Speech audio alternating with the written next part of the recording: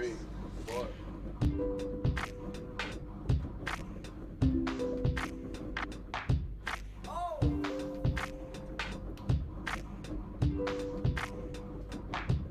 I live in a constant state of fear and misery. Do you miss me anymore? And I don't even notice when it hurts anymore, anymore, anymore, anymore. I live in a constant state of fear and misery. Do you miss me anymore? And I don't even notice when it hurts anymore, anymore, anymore, anymore. I live in a constant state of fear and misery. Do you miss me anymore? And I don't even notice when it hurts anymore, anymore, anymore, anymore. I live in a constant state of fear and misery. Do you miss me anymore? And I don't even notice when it hurts anymore, anymore, anymore, anymore. In a constant state of fear and misery. Do you miss me anymore? In a constant state of fear and misery. Do you miss me anymore?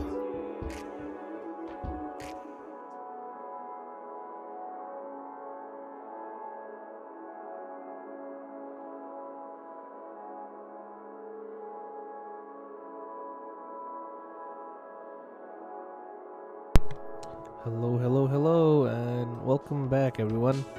Welcome to a new episode of Ronald Plays Doki Doki World of Dreams, Act 2, Episode 10. You know, I promised that I would play this game, at least today. I promised that I would play it way earlier. So you fooled me yesterday with your late start. The thing is that yesterday I promised that I would do it early today, but unfortunately I felt sick. Like terribly sick, and I had to hydrate myself and eat and all. Good thing that I recovered quickly, so I'm in the condition where I can stream. But I may sound weak and all, but anyway, the main point is that I can stream, so let's stream.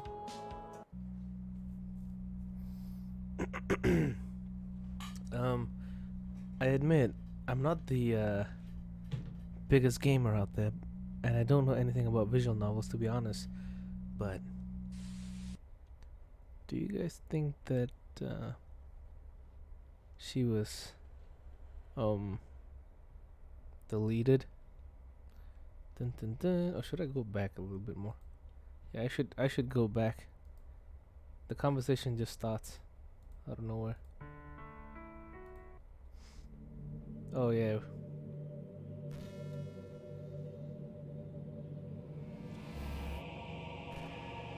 There's a lot of dialogue, damn.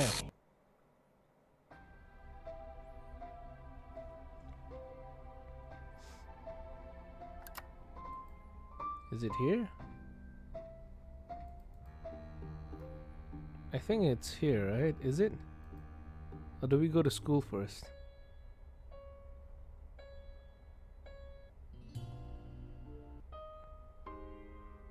I think, yeah, okay, yeah, we go to school first. That's the nurse. We clearly saw her. Now let's go back home. Uh-oh, Kotanoha. She jump scared the crap out of me.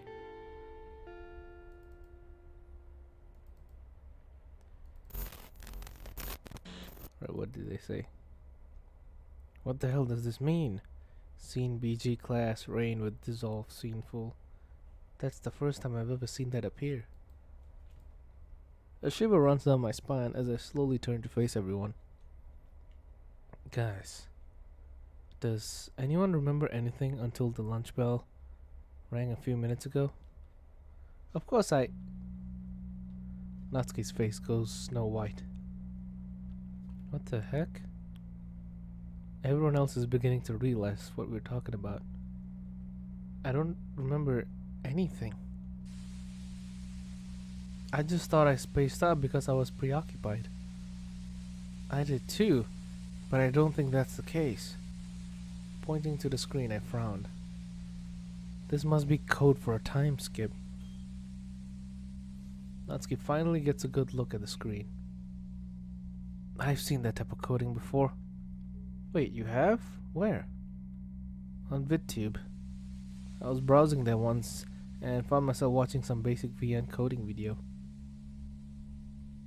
It looked a lot like this. I don't remember exactly what language the code was supposed to be though. Probably Python if anything. That's what the creator of DDLC used to create the game. Why is it happening now of all times? Hello, Christina. Yai's question forces us into a silence. Meiji, who hasn't said anything since separating, has his eyes glued to the screen. Could the script be trying to hurry to some kind of conclusion? And not slowly. Maybe. But why not skip the entire day? That's what happens in the game.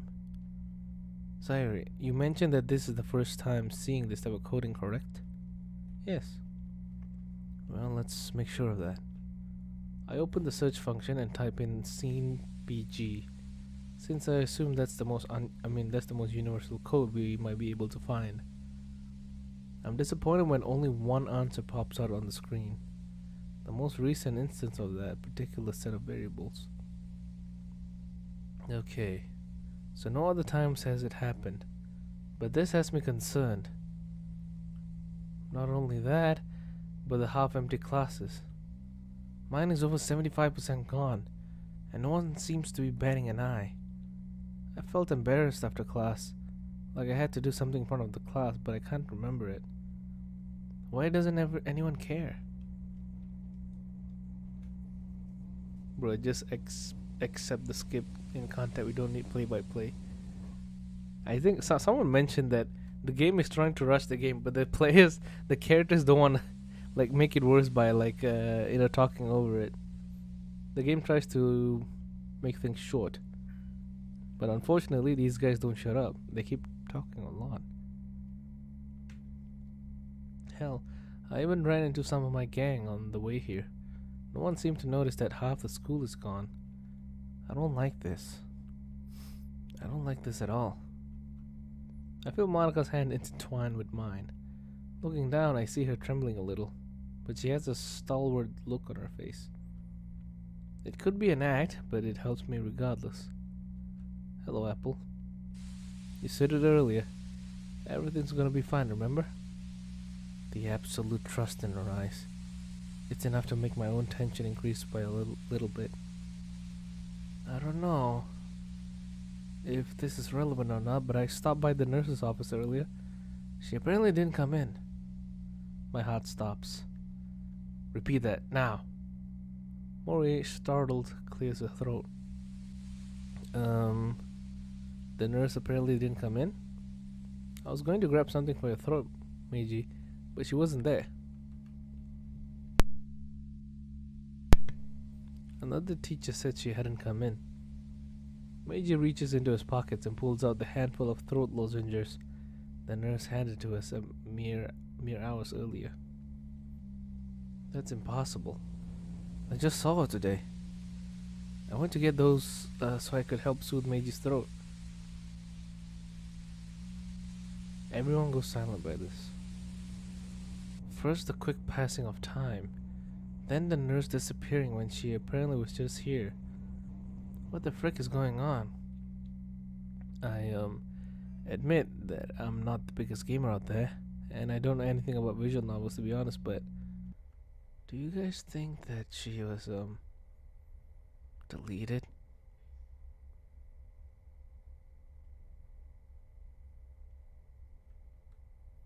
Yet another cold chill runs down my spine.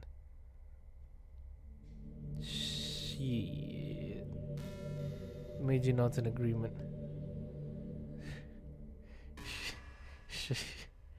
Crap is freaking right. Sairi, did you experience a time skip? She shakes her head. No, nothing. I couldn't really open a door to check. To school to check either. I didn't hear anything from Meiji's house though. I just saw that scene BG stuff show up. Okay, but what about the earth outside? She shrugs. Sorry, I didn't really check, but it was like still turning like it is now when I caught glances. Yeah, that's understandable. This is King Crimson's ability. What do we do now? I really don't want to be deleted. Well, first let's make sure that that's what's really happening. It could be that the nurse just went home and Mori asked the teacher who hadn't seen the nurse come in. I don't know, the nurse's office was locked and the lights were off. The teacher I asked seemed to be absolutely sure the nurse didn't come in at all. Okay, understood. I rush over and sit at the computer, beginning to explore the files. Monica is quickly by my side, leaning in next to me. Everyone else quickly crowds around the screen as well. I turn to Monica. Where would you look? Me? Why? Since in the original game you were able to delete people, you had to have some kind of process to find it. All that trust that she built up is Get up. I quickly vacate my seat. Quickly sitting, she moves fast through the files, her frown deepening. She tries once more to open the whirlpop.xl8xlt file. Also, like you said in the last stream, did they leave the door open? I'm not sure. I hope not. Just like before, it requests a password. Damn, I forgot about that. Didn't you guys remember? Did you guys write a password? Hang on. Try the one I used to open my file. Go for it. Reaching down, I quickly type the password in. To my relief, the file opens. The spreadsheet I see before me is massive. Page after page of names appear before me, able to be organized in many different orders. I see an option for organization by first name, by last name, by date of birth, and many others. What's the nurse's name? I ask as I indicate the search icon in the toolbar. Doki Doki Excel sheet. Monica quickly gets what I'm talking about and searches for the nurse. A few names pop up. Okay, not quite what I was expecting. How can we narrow the search? Hang on, let's look at the names one by one. Why? There's a category about employment, see? Sure enough, as Monica scrolls to the right... God damn it. As Monica scrolls to the right, it reveals more variables, with occupation being one. Okay, let's see. She scrolls through the around 24 results. None of the listed names show anything about being in any sort of teaching or medical profession. Where'd she go? Meiji, still silent, puts an arm around his shaking girlfriend. He shrugs slowly. Meiji's right. I can't even begin to fathom where they've gone. Monica, clear the search for me. I want to check something else. Monica does so, then relinquishes the chair to me once more. I sit, then grab the mouse and hurriedly scroll down the documents, many pages. Finally, I reach the end. I pause and look at the end number. God damn. That's like a billion. 3 billion. Just 3 billion names? Frick me. Everyone stares at the number in disbelief. Feeling another panic attack coming on, I take deep breaths and stand, moving away from the computer screen. Over half the world's population is gone? Thanos? What is going on here? And why now of all times? Madoka quickly puts her arms around me. This is enough to cause the budding attack to ebb away. Reacting fast, I wrap my arms around her tightly. Deep breaths, love. Deep breaths. Taking her advice, I do so, which helps. After a while, I calm down enough to speak. What the heck is going on? Could Meiji be right? Could it be that someone or something is hurrying time along to reach the climax of Act 2? The one you told me about where Yuri... You know. Is this the game where you're a cyborg ninja stopping a senator who has very impressive nanomachines who then beats the hell out of you and then ends up ripping his heart out? Yes. God, I hope not. Monica turns to Mori. You have a good point. Maybe that's what's happening? It could explain the skipping time. If that's the case, we're in trouble. We need to try and remain vigilant. You're right. We should all try and focus as much as we can when the class starts. I know that really isn't something we've been doing this week, but maybe we won't skip ahead that way. I don't want to go down without some kind of fight. I agree. How does that sound to everyone here? I get various replies of assent. Alright, let's try that then. Is there anything else? Yeah, I've got something. Has anyone seen Yuri today at all? Uh-oh. I look around and everyone shakes their heads. I was afraid of that. I'll try and send her a text now. Mori pulls out her phone and begins texting. As she's doing that, I look at everyone else. Is there anything else I'm missing? Anything that you saw or hear that might be worth telling now? Everyone looks at each other. Slowly, each of them starts shaking their heads. I mentioned the weather, but it's just the weather. It can get worse or better depending. Where does then Salvador come in and yells at you for messing with this game? We shouldn't leave any stone unturned though. Ronald, remember in the game there was never any rain anywhere at any time? It was always nice. Think it could be important? Maybe. She might have a point, but I'm not sure what it could mean. If Yuri were here, she'd say something about rain and mood or some stuff like that. I don't know, I'm not her. Anytime I read a book with a storm in it, that's always a reason. Everyone stares at the most unlikely source of that voice. Kawahashi? Yes, I read books. What's so surprising about that? Really? I'm so glad you kept up with it. Sayuri walks over and gives Yai a big hug. Sayuri. Yai looks uncomfortable by this sudden show of affection by Sayuri. But she slowly responds, putting one arm around her former friend. A small smile reaches my lips. Even at a time like this, Sayuri always seems to be able to brighten the mood. As Sayuri slowly breaks the hug, Natsuki sighs. You know, if there's anything I've learned, it's to not judge a book by its cover. Damn, I've really gotta practice what I preach, don't I? I know I've said some things to you in the past, but I should at least try and give you a chance. If Sayuri can vouch for you this strongly, then I can at least try. At this, Yai's eyes glimmer as she quickly glances over at me. The others might not notice, but she looks incredibly relieved. I know I'm not a saint. I'm the furthest thing from it. I really appreciate the chance, and I don't blame you for what you said. To my surprise, Yai smirks a bit. To be honest, I got off easy. Damn right you did.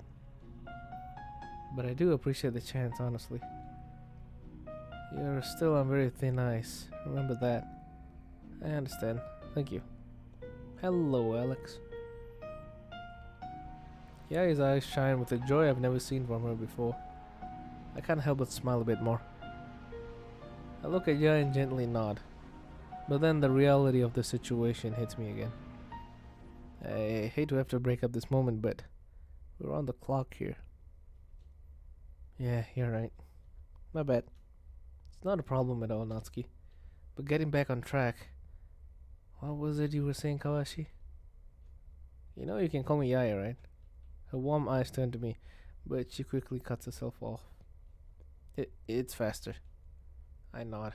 It's good to see her opening up more. Alright then, Yaya. What were you saying about storms? Yaya clears her throat. In the books I've read with storms in them, they always seem to happen at some climactic part of the story. It's a typical trope in novels, yeah. Not just in novels, but in movies, video games, and stories in general. So, we're just a story that shuts everyone up. Storms and stories do mean something is about to happen. A shiver runs down my spine. Well, to be fair, every single day has been storming, so... Okay, I'm officially freaked out.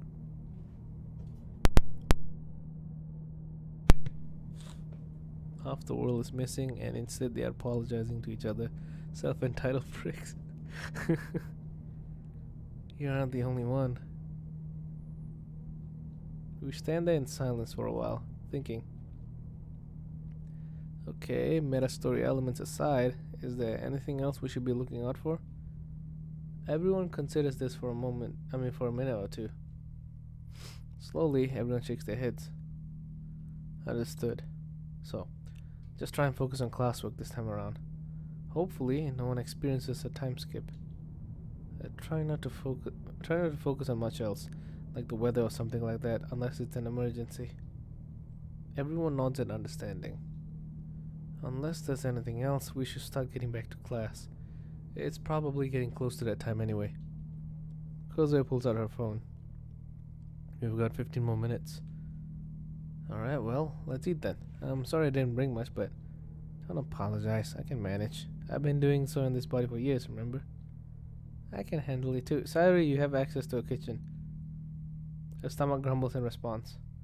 However, she puts on a brave face. Don't worry about me.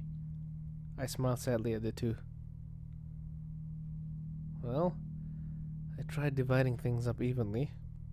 Let's eat and think about other things. Who knows, one of us might think of something we missed while we're eating. So saying, we all put out the snacks and begin eating. It's a tense few minutes as we all silently eat the bits and pieces of the snacks I managed to grab. Sayuri even offers some of her leftover breakfast that she surprisingly didn't eat earlier, but her offer is politely declined by nearly everyone. Of course, she insists when she gets to Natsuki, who begrudgingly accepts. Before I know it, all the food is gone. Okay, everyone. I hope that helped. Is there anything we missed?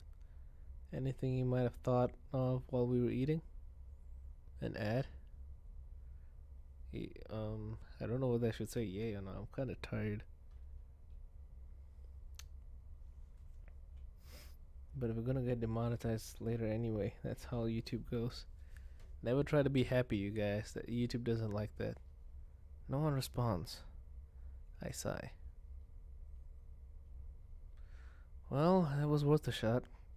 We should really get back into it. With that, the girls and Meiji begin cleaning up and slowly filing out. Ay. I notice that Yaya hesitates. looking back at me a few times as everyone else is leaving. Sayuri notices this as well and walks over to a former friend. Hey Chan, are you okay? I feel Monica slowly moving closer to me, almost protectively, with a hint of jealousy. Yeah, it looks like she's about to say something, but she quickly shakes her head. No, it's nothing. See you later, Sayuri. Well, alright, if you say so. Have a safe walk back. Yeah, he nods and leaves, leaving me, Monica, Sayuri, and Meiji alone. Sayuri rushes over to Meiji and hugs him tightly. Meiji swiftly returns the hug. That goes for you too, sweetie. Young love. Well, that's all up to Ronald. I smirk. No promises. The two of us chuckle a bit. Ronald, you promised. I smile at Sayuri. I know, I was just teasing him. I'll be careful. I'll keep an eye out for him, don't worry. Thanks, Monica. Meiji and I walk towards the door and step through. Ugh. When I recover from the merging process, Monica follows me out and then turns to Sayuri. You good from here? I'll be fine. My eyes will be glued to the screen. Want me to keep the door open? Sayuri considers for a bit. No, I should be fine. Besides, we need this extra entrance in case of emergencies, right? Yeah, fair point. Well, we'll see you later, then. Stay safe. You too. Same goes to you too, Ronald. Keep my Meiji mutt safe. My jaw drops, and I can feel the same happening to Meiji. I feel my face flush, thanks to Meiji's embarrassment. Monica looks like she's trying to hold back laughter. Meiji mutt? What kind of nickname is that? I used to call Meiji that when we were kids. Yeah, she did. It's so embarrassing. Oh, I bet. Only she gets to call me that. Got it? I almost tease him back, but then rethink it. He sounds a bit more serious now. Alright, fair enough. Isn't mutt like some sort of a dog? Like, I don't know. What does mutt really mean? Let me check.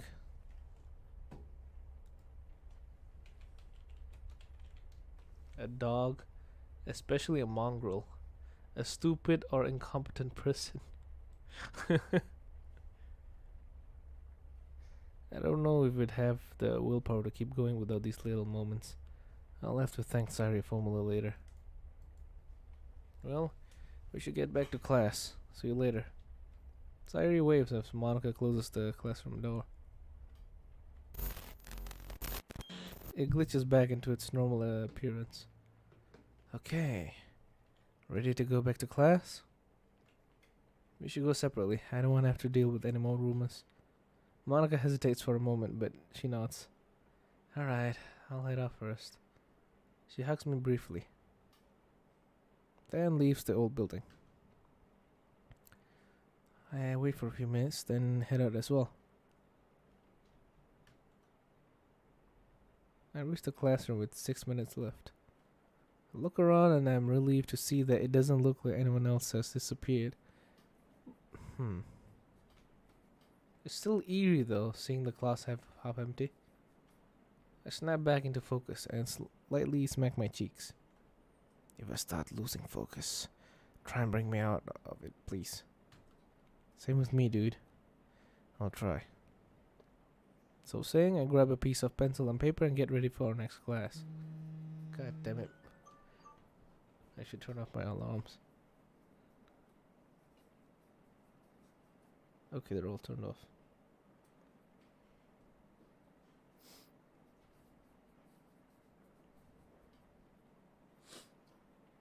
We must stay focused, brothers. We must stay focused. Watch me like start a rant and like lose focus. Man, I'm so tired. Like all this while I thought that that there were these times where I would stream, and all of a sudden my breathing would get bad, and then I'll be like coughing, having this dry cough. And I assume it was because my room, the air in my room is really dry. That's what I assumed, and I turned on the air humidifier that I have. But turns out, I think the thing that made my the thing that made me cough like that was the air humidifier itself. It probably made the air around the room so humid that I would cough a lot and not be able to breathe properly. I noticed this because throughout my entire stay here and my semester break, I never used the air humidifier until yesterday. And when I used it yesterday, I immediately got the cough. And I was like, oh no. So it was you all along. And then this morning, I got horribly sick. So I know where my problems start. My room is not dry at all. It's just the humidifier makes the room really, really humid. Rant prediction. Well, rant is already over. I'm just really tired now, cause you know, I like I said, I was sick earlier, and water helped, and eating a bit of bread, and some medicine. Mostly just lying down in bed, and drinking more water. Hydration is really important. No rest, only stream. I think the stream in general, I'll make it like 2 hours long. It depends how far I can go though. Because like I said, I'm just feeling better. I'm not fully cured yet. So like, I won't have the energy that I had like yesterday or the day before.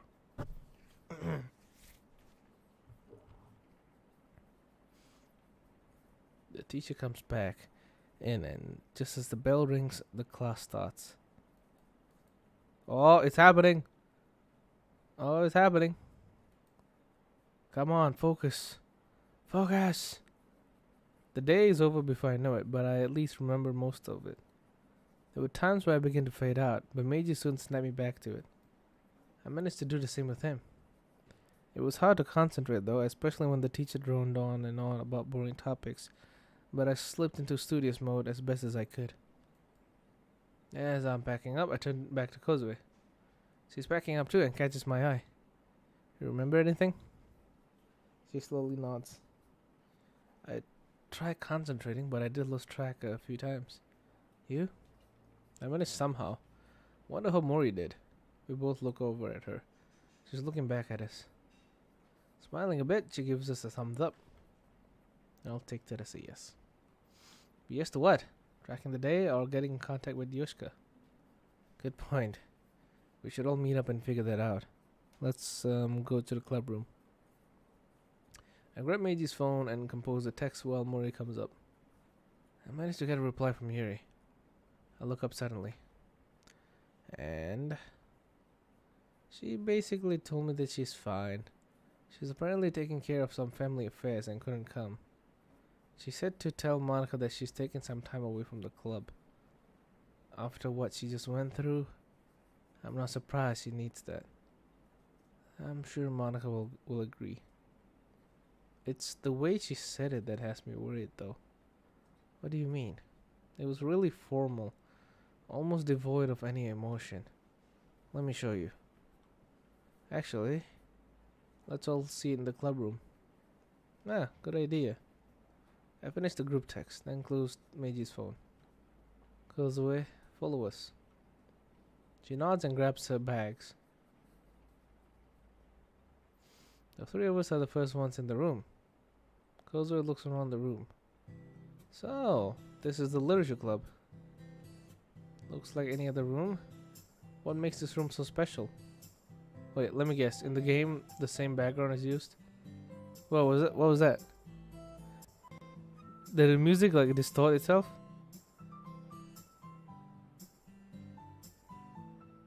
Did it?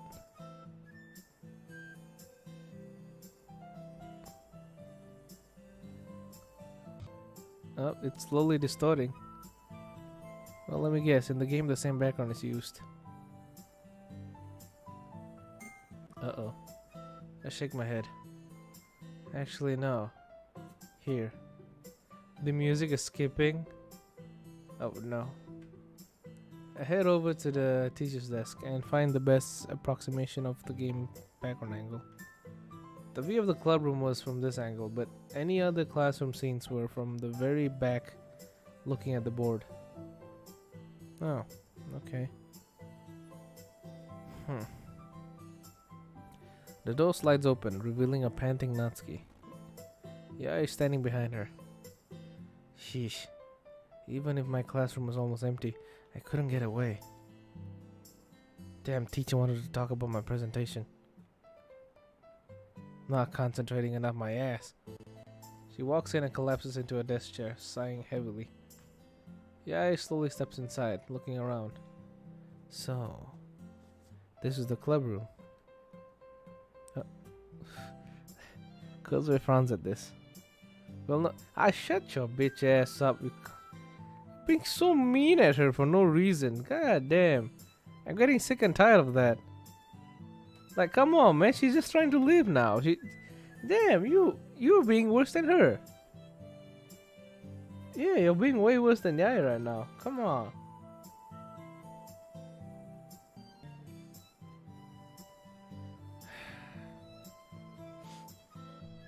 Alright. All she said. Oh shit, what did I do? All that all the Yaya said was, so this is the classroom. And then like Kozue just attacks her for that. God damn. Where's Monica? Did you guys see her at all or no? Nah, she isn't in my class. She probably got called back by the teacher or something. The door opens quickly and Monica steps inside, looking exhausted. Damn it. I'm seriously the last one here? Again? Don't worry, we all just got here. Monica looks relieved. Oh, that's good. Very accurate depiction of woman. I don't know. I don't know anything about women, so I can't really have an opinion on this. So what did you want to talk about, Ronald? I turned to Mori. First things first, Mori said she got a text back from Yuri. Monica looks hopefully at Mori. Really? What did she say? Mori pulls out her phone. Here, I'll read it. Mori opens the phone and taps the buttons a few times. Here it is. Take a deep breath, she begins. Greetings, Mori. I do apologize for not responding sooner, but I have been otherwise occupied. I will more than likely not be at school today, as I am going to be attending to my mother's funeral. Everyone goes still at that revelation. I gulp, the weight of those words finally hitting me. Hello, Bananba. That sweet woman I met just a few days ago in that church is gone. Just gone. Does she say anything else? Yeah, here. Please inform the others in the club that I apologize for any trouble my absence might cause. Also, please inform Chizu-san that I have sent a special message to his phone. Cordially yours, Yuri. Mori pauses here and looks a bit nervous. Ronald, did she send you a message? I put Meiji's phone on silent earlier. Yeah, let me look at it privately. Ronald. Monica has a brief look of jealousy on her face, which is promptly replaced by guilt and worry. I love it when she gets jealous.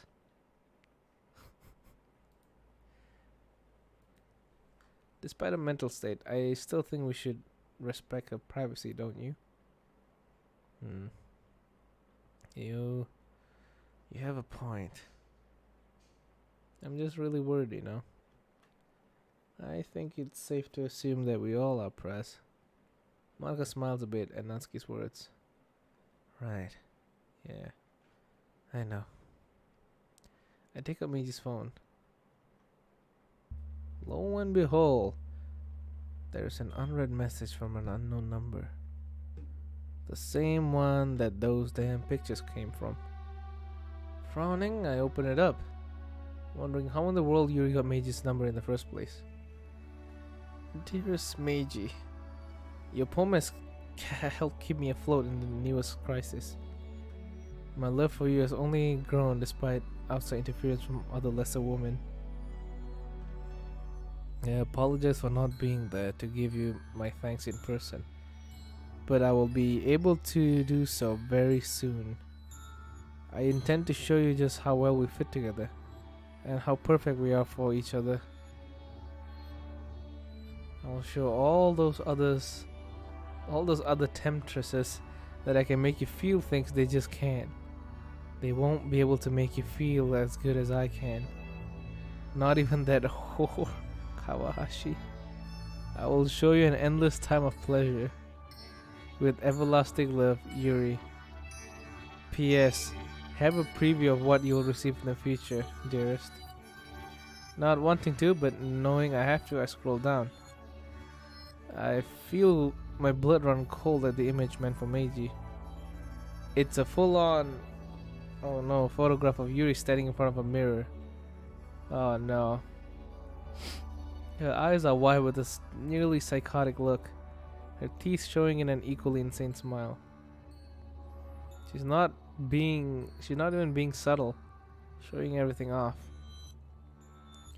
Her arms show fresh cuts, blood running down her arms. The most disturbing thing of it all is the space classroom pen in her hand, halfway in her mouth as she licks it. See, I'm not wrong. She actually has a space classroom pen, so that means she can open a portal inside of her if she, Shakily, I closed the phone, nearly wanting to throw up. Why do you want to throw up? Hello, Rex. Do you look at women and you throw up? Are you like that? Are you Will Smith? Well, what is it? Spit it out, man. What did she say? The MC just pukes at Natsuki. I inhale deeply. We weren't careful enough. She has the same type of crush on me that she had for the original MC from the game. She's pretty much lost it, and that's all I really want to say. I grab onto the teacher's desk, losing my strength. I didn't snap nearly as hard as last time. Maybe I'm getting used to this? Is this even something you can get used to? With enough time, you can get used to anything. That's the best and worst part about the human body, I guess. I tremble at the thought, losing my balance a little. Moving quickly, Monica pulls out the teacher's desk chair and leads me to it. Deep breaths, love. Deep breath. I hold my hand over my mouth. I'm gonna be sick. Natsuki is the first to move, rushing over to the other side of the room near the door, grabbing the trash can and returning it to me. Don't hurl chunks all over the classroom, man. Oh, I grab it and begin violently hurling into it. Nope, not getting used to it. Oh god. Monica rubs my back, and the others look on with horror on their faces as I lose what little lunch Meiji had. After about a minute or two of retching, I spit up the remaining bile and lean back. The fact that this guy just saw Yuri, not wearing any, he saw Yuri and he just pukes. I'd assume that it's because of the cuts on her hand, but if it's just because she went, if it's just because she abandoned her, she didn't wear any, if it's just because of that and he's puking, that makes it like hilarious. But I'm gonna assume it's just because of the cuts. Dude doesn't have tastes. Yuri must be really, really stinky. Where's the sound effect? Where is it? No, where is it? No, where is it? SpongeBob. Foghorn. There we go.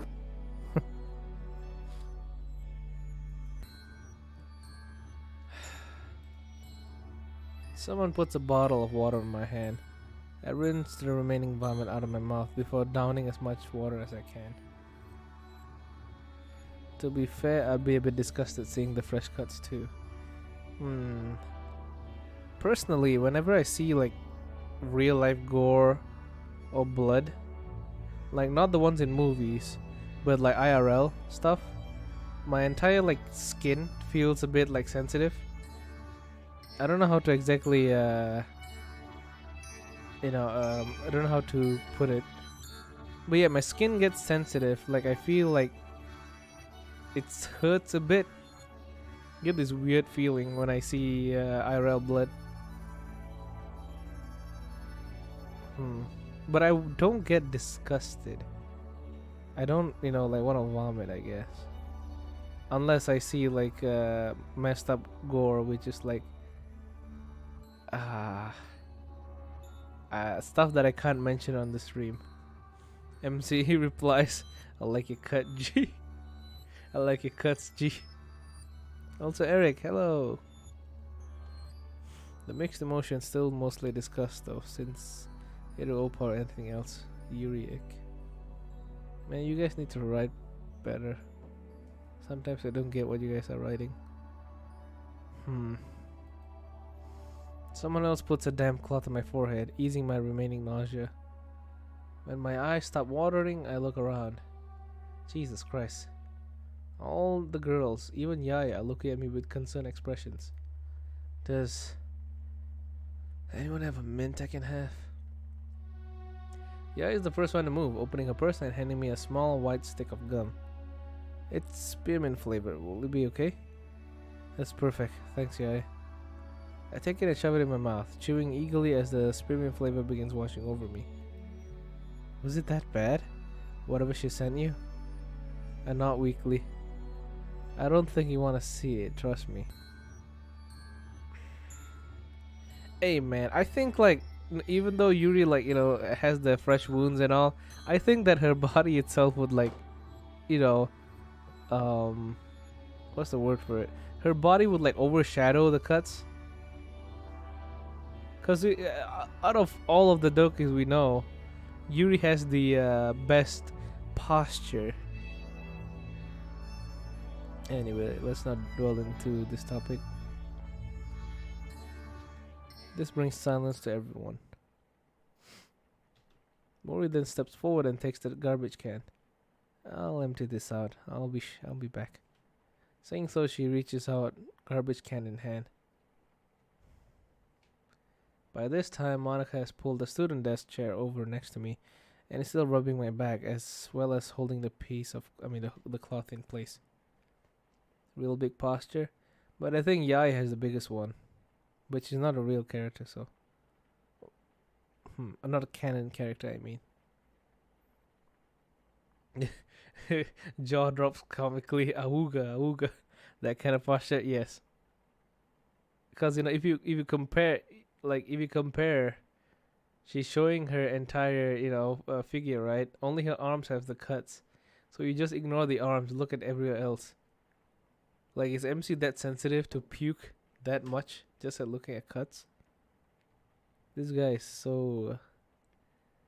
Never mind. Relax, it's MC's first nudes. The blood just confuses him.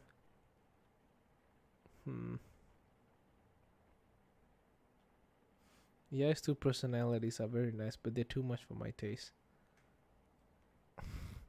I thought you actually meant her personality, and I didn't realize you meant her posture. Monica's one is perfect for me. Not too big, not too small.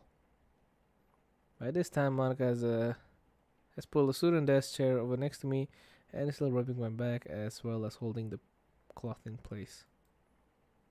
Okay, I am seriously freaking out here. No BS. You and me both. Count me in too. And then Kozo is like, count you in, fuck you. Okay, good. She's not angry at her.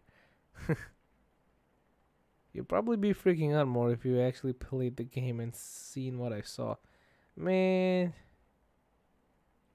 You should play the what's that messed up mod again? Yeah, you should play Amor Fati.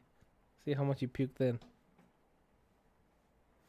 Too much information. What the hell do you mean too much information? I just said that hers is perfect. Not too much, not too little. In-game Ronald, not IRL. What? What do you mean? I missed the first 29 minutes of the stream, but I don't feel like I missed much. Did anything important happen? Well, shit, I'm too lazy. I'm too lazy to talk about it.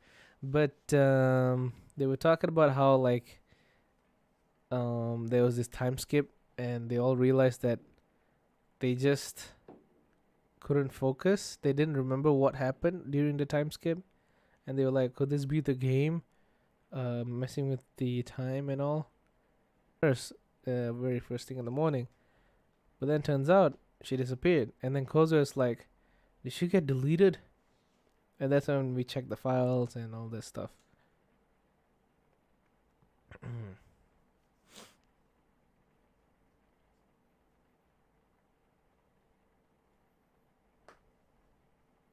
Remember, only MC, Monica, and Meiji are the only ones seen in the actual game. I mean, yeah. I mean, Natsuki too, isn't? Oh, you mean seen the game in? Never mind. I'm so tired. The script has the gauntlet. Yeah.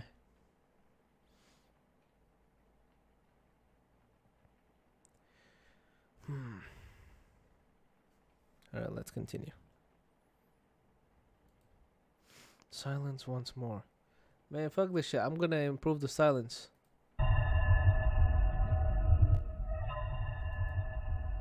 Go to sleep if you're tired. No. It's not that kind of tired. It's not that I'm sleepy kind of tired. It's just that it's the I have no energy kind of tired. But isn't that the same thing? God damn. Like, for those of you guys who just joined in, earlier today I had a horrible fever. And I mostly recovered, but I'm still like, tired. Is it even a fever? I don't even know.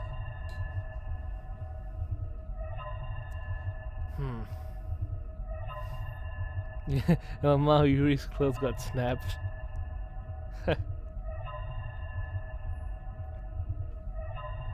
Silence once more. Is it COVID? No, hell no. Hang on. Let me just recover. I won't be that long. I mean, it won't be that long.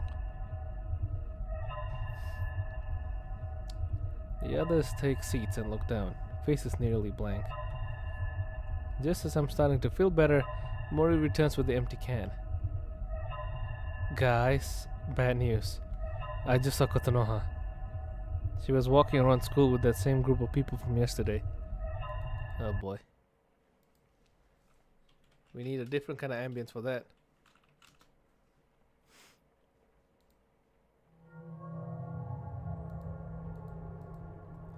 I feel my stomach clench up once more. I overheard her saying she was gonna take a final tour of the school alone. Final tour? Mori nods quickly. I guess her family just finished buying the school with the intent on using it for something else. I see a furious look suddenly appear on Mori's face. I swear that little bitch. If I could get my hands around her, I'd love to delete that freaking... Whoa, calm down there. Mori blinks, confusion on her face. What? What did I just say? You don't remember? Mori, are you okay? Before she answers, I see the door open. Oh.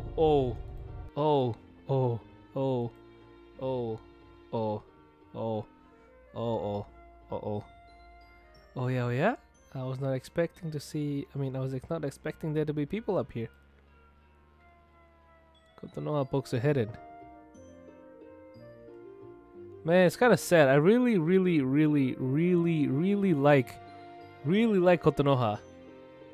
Ever since the Emerald Heart mod. But then, now she's evil. I do hope I'm not interrupting anything. Looking over at Mori, I see she's doing her best to hold back a sudden rage. And I turn back to Kotonoha. What is it, Chiba-san? Oh, please call me Kotonoha. All those I value call me that. Value, huh? What am I, some long-term investment on our part? She looks around at our odd assortment of people. Well, this is a surprise to be sure. I never expected this merry little band to be together in one place. Her eyes linger on Nyai and Kozue for a bit, before looking at Mori. Fujiwara? The nod she gives towards her is polite, but only that. There's no friendliness to it at all. Mori swallows hard and nods back.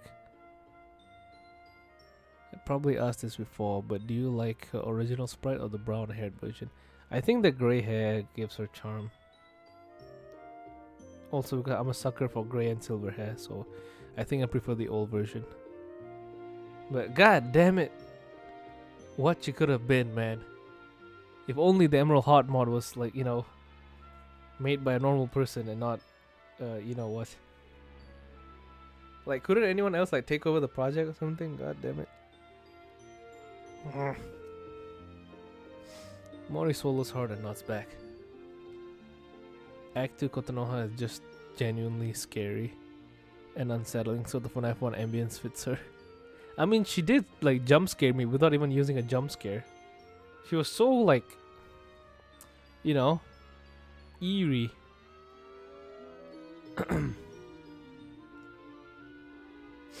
I didn't mean to intrude whatever powwow we were engaged in, but I was curious as to the location of Yoshika-san. Has anyone seen her? Now we know Ronald's second video game crush is Siri, or TB. Wait, how is it Siri? Well, my video game crushes are Monica and 2B.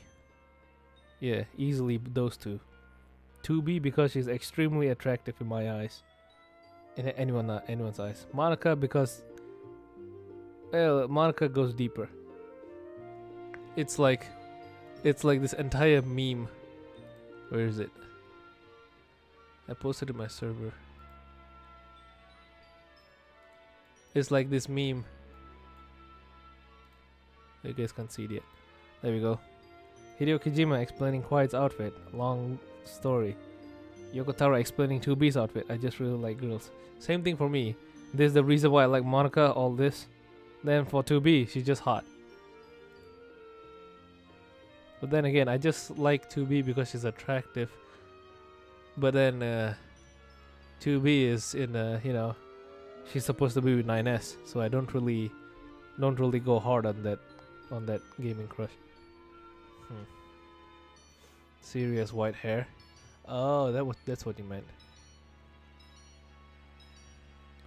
I mean, I've never played. I haven't even finished The Witcher 2. That's the only Witcher game I played, and so I haven't really seen Siri.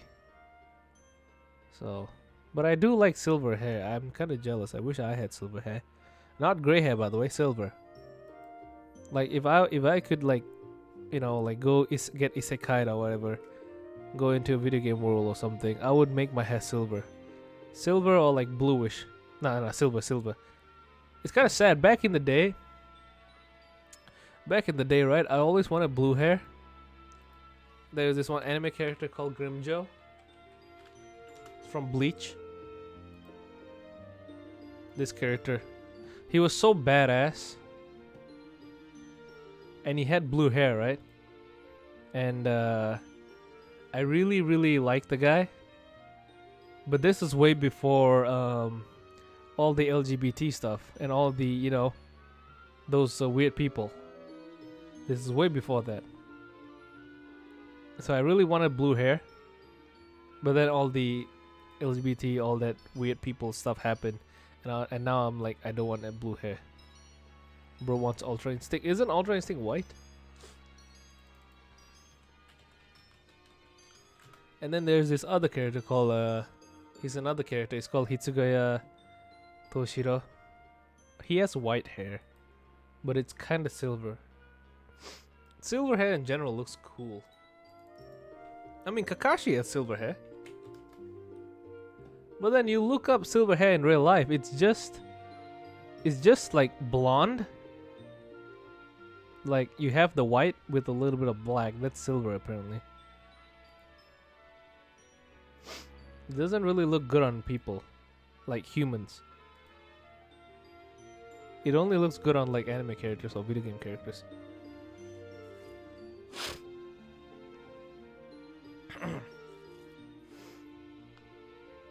Lamar would be like that. What do you mean? If Yae slapped Kotonoha, she would be disposed of. She's worse than original Yae. I mean, she is part of the Yakuza, so. I think you also have a thing for tragic characters. I mean, it's kind of like instinct at this point. Whenever you see a tragic character, you really want to save them. Kinda. But then 2B is really hot, so. I mean, I also like what's Kaine, but Kaine, unfortunately, Kaine. I mean, first of all, Kaine likes the near guy, and also Kaine has a weapon that no one would expect. So,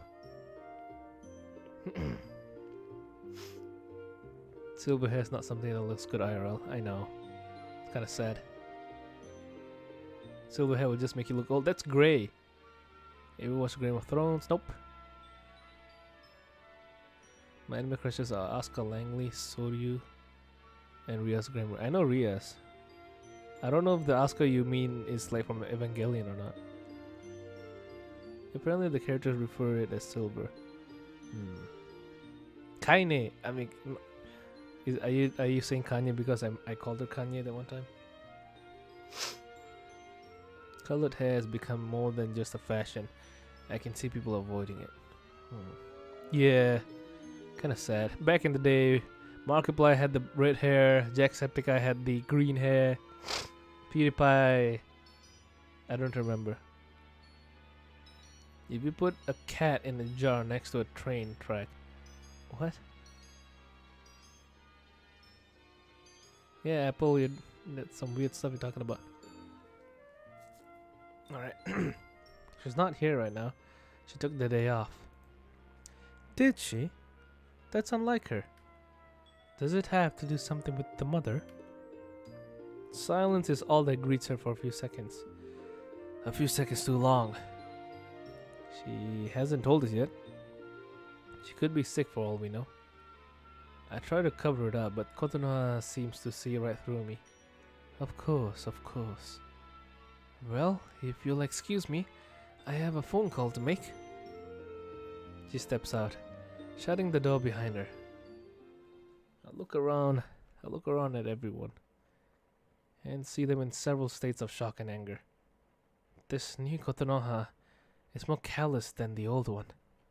I can't help but wonder if the old Kotonoha's actions were just some kind of cover for her true self. The moment I think it, I easily dismiss the idea. If Sairi can befriend her, then perhaps there's some good in her after all. She even befriended Yae, something I couldn't do until I was slapped in the face with her reality.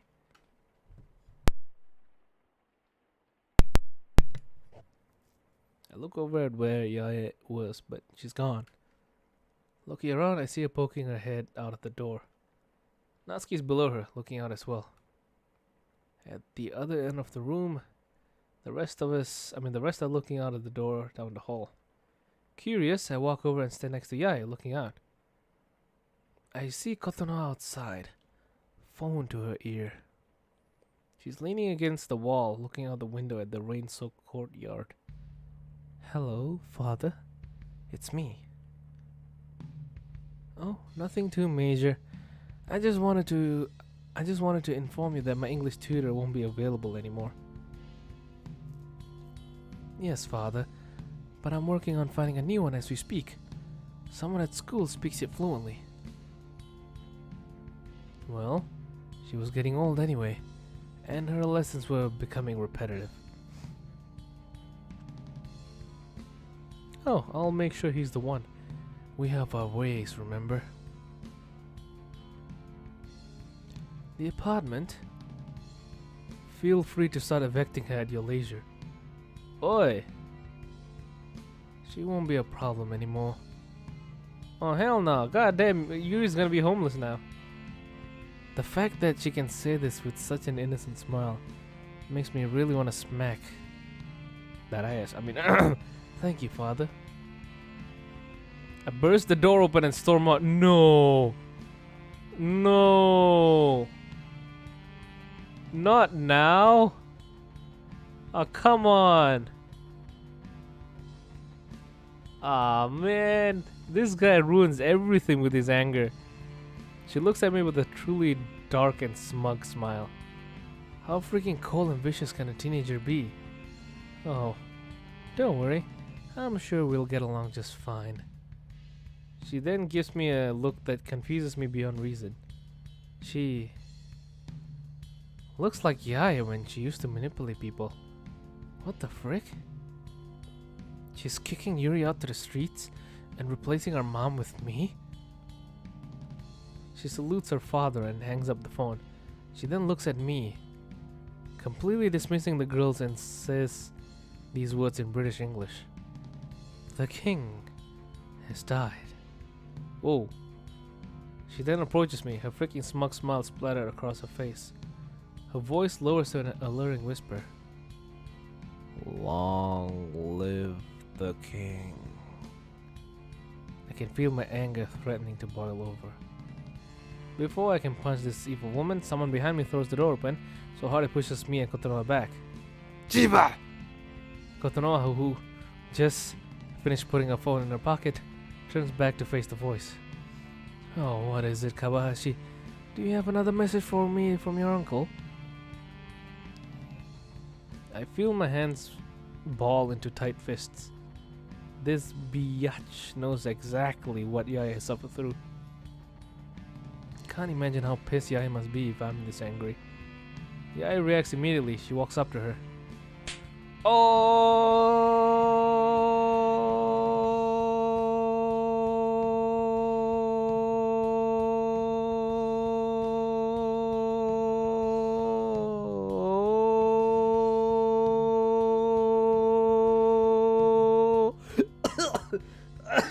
God damn. God damn. The first one to land a fist on, land a smack. I can't breathe. Act 1 parallel. Yeah, first it was Kotonoha who slapped her. Now it's Yae who slapped Kotonoha. Damn. She looks so different though, and her posture has reduced significantly. Shamak! In an instant, Yai slaps Kotonoha hard across the face. The hallway is silent once more as the sound of hand hitting cheek echoes through the corridor. From my angle, I can see Kotonoha's look of shock mixed with Yai's look of pure rage, hands still up. Everyone else is stunned silent. Even Kozue has a startled look on her face. Yai puts down her hand, which balls into a fist. She's shaking with rage. What kind of person just callously shrugs off the death of someone's parent like it's just business as usual? Hell, who just cast someone aside onto the streets? I can't shout as much as I could. Oh wait, that's how it is with all Yakuza, isn't it? No family is more important than your own, isn't that right? I've never seen Yai this angry before. Not even last week. Kotonoha puts her hand to a slightly red cheek. Slowly, that look of shock lingering. Slowly, her expression turns to anger, and she puts her hand on her hip. My family's business is all that is keeping you alive, but that won't be the case for long. Flipping out her phone, she opens it quickly. Unable to stop myself, I rush out of the door, grabbing Kotonoha's phone from her. In an act of rage, I snap it in half right in front of her. Enough of this intolerable bleh. I'm getting the original Kotonoha back, now! Consequences be damned! I briefly make eye contact with Yae, then call out, Marika! Open the space classroom, now! I grab Kotonoha and begin dragging her back into the club room. What the hell is this? I demand you to let go of me at once. Despite being in a weakened body, I'm still a bit stronger than she is. Mori comes up, however, and grabs Kotonoha. I'll handle this one, don't worry. Kotonoha looks at Mori with a new look on her face. Rage. Oh, you'll handle me, will you? Your predecessor had more respect for me, at least. Mori's grip on Kotonoha tightens, causing the rich girl to wince in pain. Just give me an excuse to break your arm. I dare you. Meanwhile, Monica has opened the space classroom using the closet door. Monica, get to the computer. Mori, get her past the threshold. Let me go, I say. You will not treat a member of the family like this. Security! We don't have time for this. Natsuki grabs Kotonoha from the other side. In you go, rich bitch. With a final heave. Damn, she just threw her like that. Mori and Natsuki shove Kotonoha into the space classroom. The rest follow suit. I jump through and Kozue, who is at the door, closes it completely just as I hear the clubroom door being sharply opened. With a glitch, I separate from Meiji, who is caught by surprise and worried Sayuri. The door behind us glitches a bit, and the light dims. Looking back at the space classroom, I see it in utter chaos. Monica is at the computer, furiously scrolling through a wall of text on the screen. Oh boy. Kotonoha is on the floor, writhing and screaming in obvious agony. Even though this is the 5th time we've done it, seeing it never gets any easier. Mori, Natsuki, and Yae and Kozue are holding her down so she doesn't hurt herself and everyone else. Meiji and Sayuri are watching in shock and horror on their faces. I rush over to the computer, and when Monica is editing the text necessary, just about there. And got it. She hits the save icon, then turns back to where the other girls are holding Kotonoha down still. Kotonoha's convulsions only increase and her screams get louder. Natsuki is thrown loose. Ow! She kicked me on the head! I've got this, just stay there. Monica herself rushes into the fray, grabbing the arm Natsuki held, and pins her more effectively than Natsuki had. I rush over to Natsuki and help her to the couch. Hey, I'm not a fragile little girl, you know, I'm just ow! She flinches as I gingerly touch the spot she was kicked at. In this body, you're a lot weaker than you would be normally. Just relax, alright? Fine. Then you better attend to rich bitch over there. I'll be fine for now. Get a pot. I'm holding you to that. Natsuki lies down, hand over her head. Just then, Yae's kicked loose and is flung back against the closed classroom door, hitting her head hard. Son of the bitch! I rush over to Yae and kneel beside her. Let me see. It's not bad. I've had worse. Sayuri is immediately by my side. Ronald, you can help the others. I'll help Yae. I nod, returning to the chaos. I rush back over to Kotonoha and pin down her remaining limb, her left leg. The other girls are making their own valiant effort to keep Kotonoha from yourself. She's been trying to claw her own eyes out. Jesus Christ. Don't worry, Mori and I have her arms. Just make sure she can't run.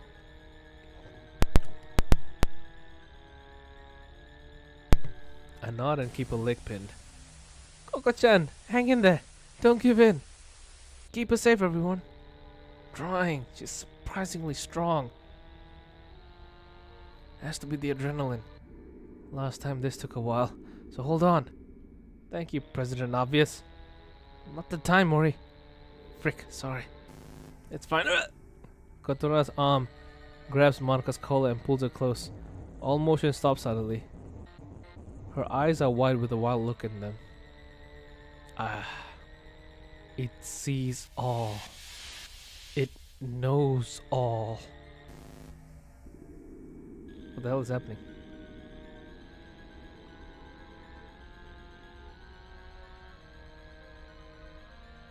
Oh, this is really detailed. What the hell? That was really detailed. What in the world? Then, as if a switch had been thrown, her eyes roll back into her head and she slumps back, going limp. That wasn't normal. That wasn't normal at all. Slowly, the four of us release her. I open her mouth to make sure she isn't choking on her tongue, but it looks normal. I fall back, panting heavily. The other girls are gasping and recovering from the ordeal, all sitting on the floor. Natsuki is the first to speak. It sees all? What kind of cryptic BS is that? Not sure I want to know, but it could be important. Come on, let's get her to the couch. I take her shoulders and Monica grabs her legs. We carry her limp form to the other side of the couch, placing her down as gently as we can. Good night, Jinkin. When she is situated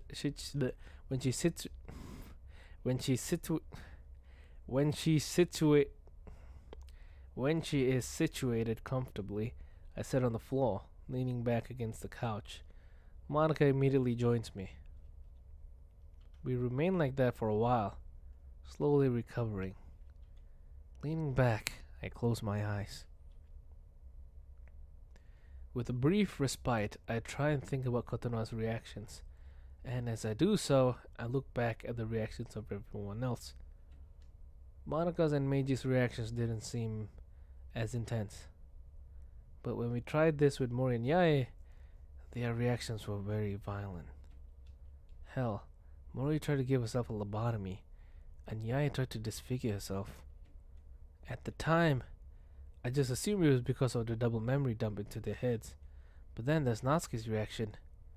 It was identical to her neck snap, and her hair and eyes turning pink. Then there's Kotono's recent reaction, trying to claw her eyes out. There's got to be something connecting their reactions, but what? Ronald?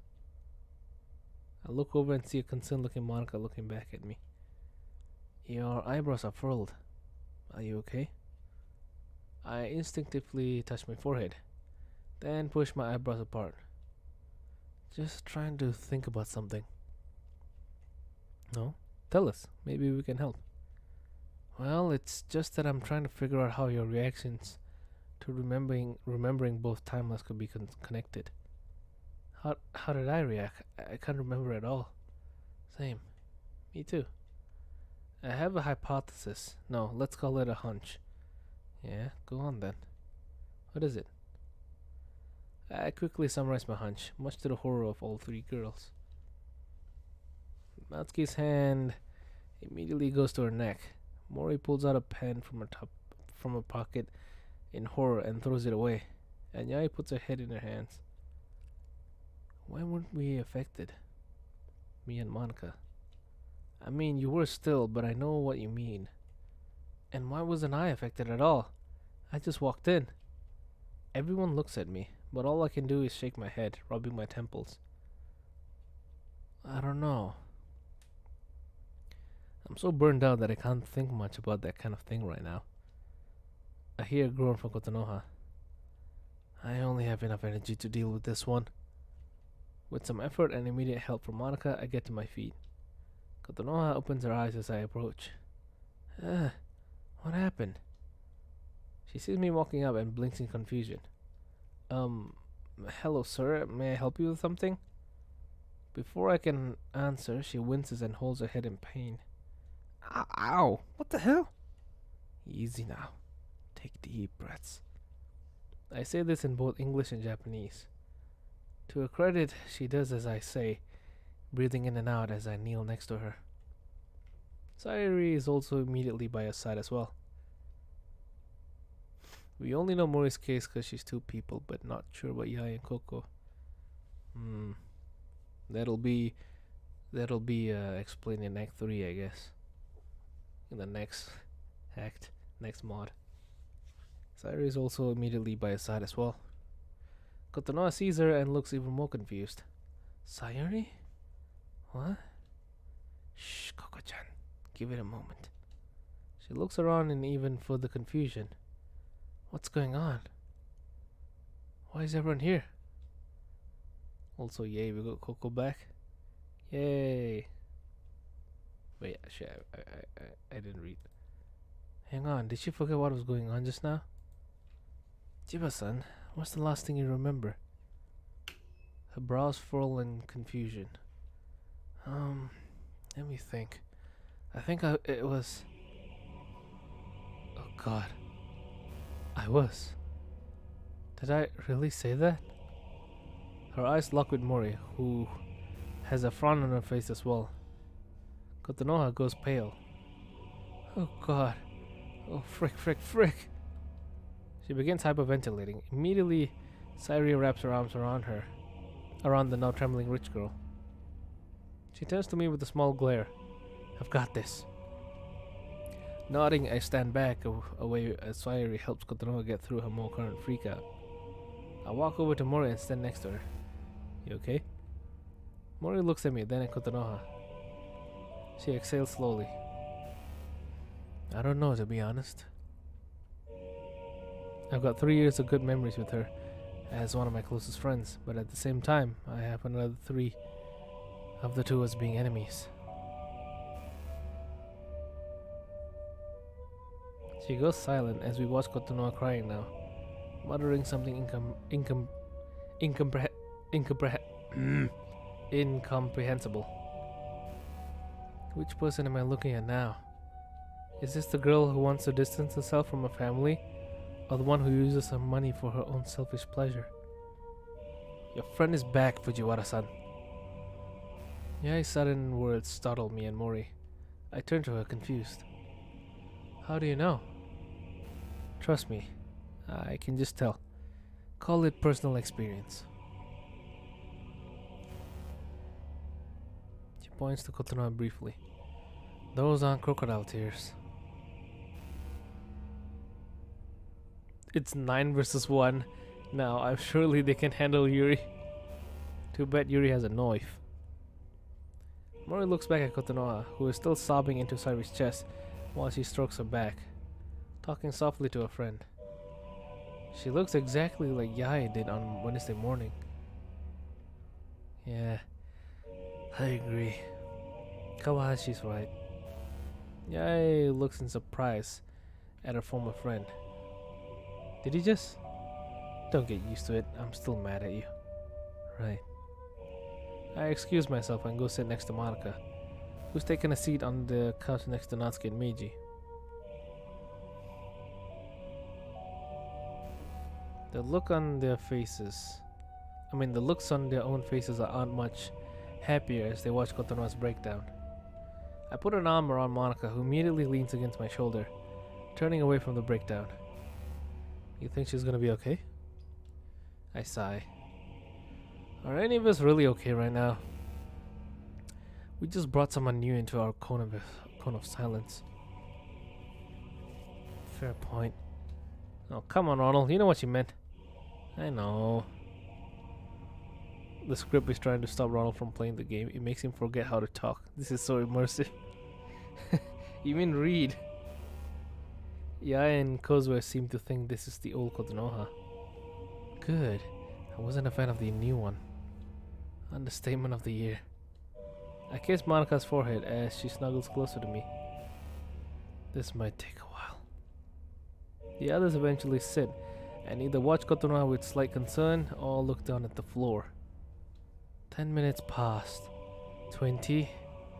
25. Cut him some slack, he's a Dragon Ball fan.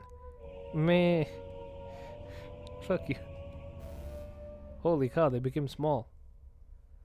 It's a full half hour or so before Kotonoha finally stops crying enough to form coherent sentences.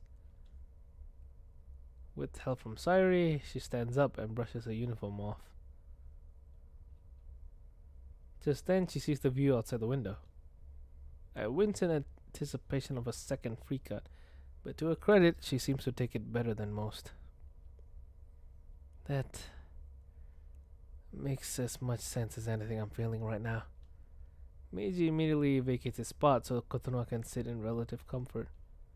She leans back, taking a few deep breaths before turning to face the group.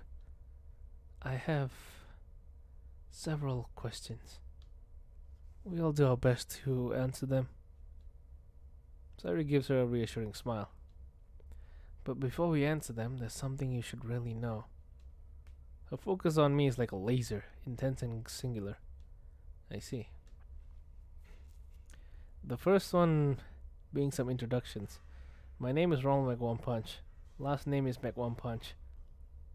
What? The name part is always awkward. But that's not as important as the truth of our situation. I hope you're ready because we have to tell you. What we have to tell you is so incredible that it borders on unbelievable. After having 2 sets of memories and seeing Earth out there, I'm open to anything. You said that now, but I appreciate the sentiment. Okay, here we go. Your world is not what you think. Once more, I explain the plot of Doki Doki Literature Club to another newcomer. Welcome to San Andreas. I'm CJ from Grove Street, land of the heinous gangbangers and police. I try and be as thorough as the last times I've done it, and since I've had practice with it, it comes easier to me. Kotonoha, to her further credit, doesn't interrupt me too much. Mostly she asks for clarity on certain points, which I oblige. She becomes more subdued, however, when I talk about Saris at the end of Act 1. She listens still as I mostly explain the story up until the end of the game. Her eyes are closed contemplatively as I finish. The room is silent, and I can almost hear everyone holding their breaths in anticipation for a reaction. After a while, she opens her eyes and looks back at the rest of us. You're all serious, aren't you? I nod. I've got no reason to lie to you. It's hard for me to believe it sometimes, too. Lately, part of me wants to believe that this is an ongoing nightmare. I feel Monica clutch onto me fearfully. But it's reality. Trust me. Or at the very least, trust Sairi. She can confirm this. As can Monica, since she actually played the game. Kotonoha looks at Monica with a frown. It's true. Ronald made me play the original game to show me the truth. And the rest of you have played this game? She looks at the rest, who remain silent. That's enough to give an answer. I see. Why haven't you? There hasn't been time this week. We've had disaster after disaster. She winces at that. Some must be my fault. I can't believe how I've acted. Hell, some Chiba-related lab affiliate is working on some radical new treatments for cancer. I could have had Yuri's mom interned there. She puts her head in her hands. Yakuza. Really Yakuza. Dame dane. She begins hitting her head, but Sairi is quick to stop that. No, Coco. Stop it right now. It's not your fault. The look on her face indicates that she's unconvinced. I clear my throat. She's not wrong. It isn't really your fault. You can't choose what family you're born into. God, I wish I could choose. You don't understand. In my original life, or whatever you call it, my parents my parents might not have been there for me as much as I'd have liked. But I know for a fact they didn't act like this in this reality. They're completely different here, grooming me to be the next head of the family. And I don't just mean blood family.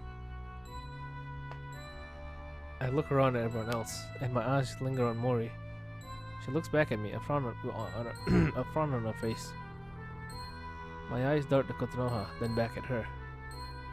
Mori looks at the obviously distraught Kotonoha. She sighs softly. Kotonoha. Kotonoha looks up at Mori attentively. Hey, listen. Ronald has a point. So does Sairi. You were born into this kind of family. Besides, you heard what Ronald said. This world repeated and everyone became worse. You were obviously not spared that. But you were? Mori shakes her head. Trust me, no, I wasn't. What do you mean? You don't want to know. Trust me. Okay.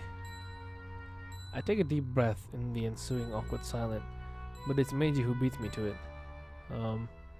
Is anyone besides me hungry? I know I can't think on an empty stomach very well. Same here. I smile a little bit. How right you are. Who's in the mood for pizza delivery? I'm sure none of us in any mental state. None of us are in a mental state to cook anything tonight.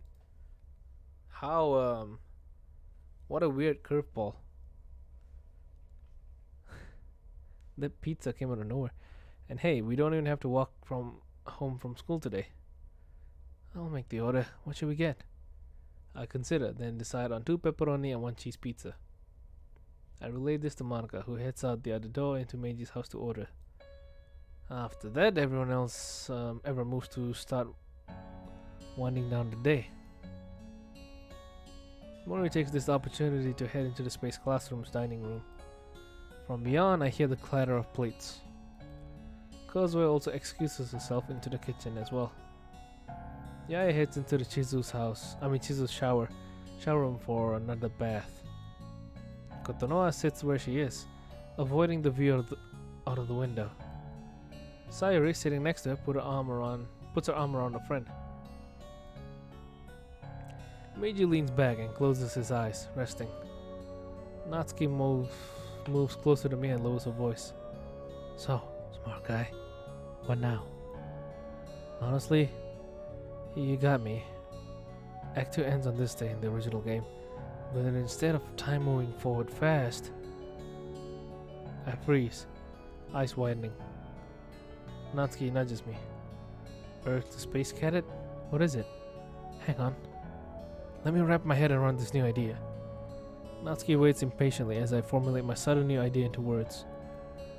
After a while, Natsuki sighs, exasperated. Well? I softly clear my throat. So, remember how I told you about the end of Act 2 and... God damn it. Remember how I told you about how the end of Act 2 ends in the original game where Yuri... Don't repeat it again, I remember. I nod. Right. Well, after that happens, the game glitches out and the main character is stuck in the club all weekend, just staring at Yuri.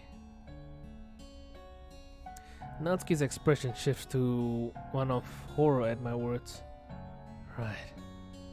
I remember you saying that too. The thing is that was supposed to happen today, but it hasn't yet. Instead, we have half the world's population already gone. I wonder if that's a similar means to bringing the game to an end, just like in the original game, but with a different method. I see Natsuki unconsciously move closer to me. Just then, precisely at the wrong time, Monica comes back. Seeing how close Natsuki is getting to me, a brief flash of jealousy passes over her face. I love that so much. Natsuki doesn't notice as Monica tries her best to calm down. She walks up and then just notices Natsuki's expression. Her jealousy vanishes and she sits next to me. What is it, Natsuki? What the fuck did she just do? I didn't see that properly. What the hell? Natsuki just shakes her head. Wait, let me see the head movement. What the hell was that?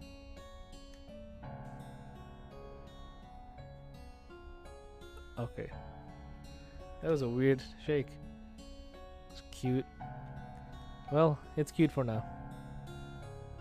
Monica looks questioningly at me, and I silently repeat my slightly altered theory. Monica closes her eyes, obviously thinking hard. It's as good a theory as anything with... God damn it. It's as good a theory as anything else we've come up with. Are you going to share with everyone else? Not during dinner. We should let everyone unwind at least. That's a good idea actually. Speaking of, pizza should be here in half an hour. I have enough to pay for it. What's everyone doing? I heard the Chizu's running a bath. But what? I heard the Chizu's bath running. So I'm assuming Yai's in there? I nod, and then tell her where Mori and Kozue are. Not that I can blame them for trying to get some distance from the people who hurt them. Reaching over, I take her hand and squeeze. She squeezes back, still looking worried. I'm not afraid to admit that I'm terrified beyond all reason. You and me both, and everyone else here. Especially this blonde Sun. Hey, I'm not Sun. In an attempt to lighten the mood, I prod back at the blonde. Spoken like a true Sun. She glares at me briefly, then just sighs. I'm too tired to argue. The parents come back and be like, who are you people? I bet the dad would be like, oh my son is becoming a Casanova. Or something like that. Well, to be fair, let's see. There is Natsuki, Monica, Sayuri, Yae, Kotonoha, Mori, Kozue. Did I miss anyone? He has 7 girls. 7 girls in one house. What's a Casanova? I don't really know if it's a thing, but there was this very old game my cousin had in his phone. Something... Wait, Casanova. Okay, it's just a name. Wait, there's a meaning. A man known for seducing women and having many lovers. Yeah. The parents have not returned. They did say they'll be gone for a week. Let's go.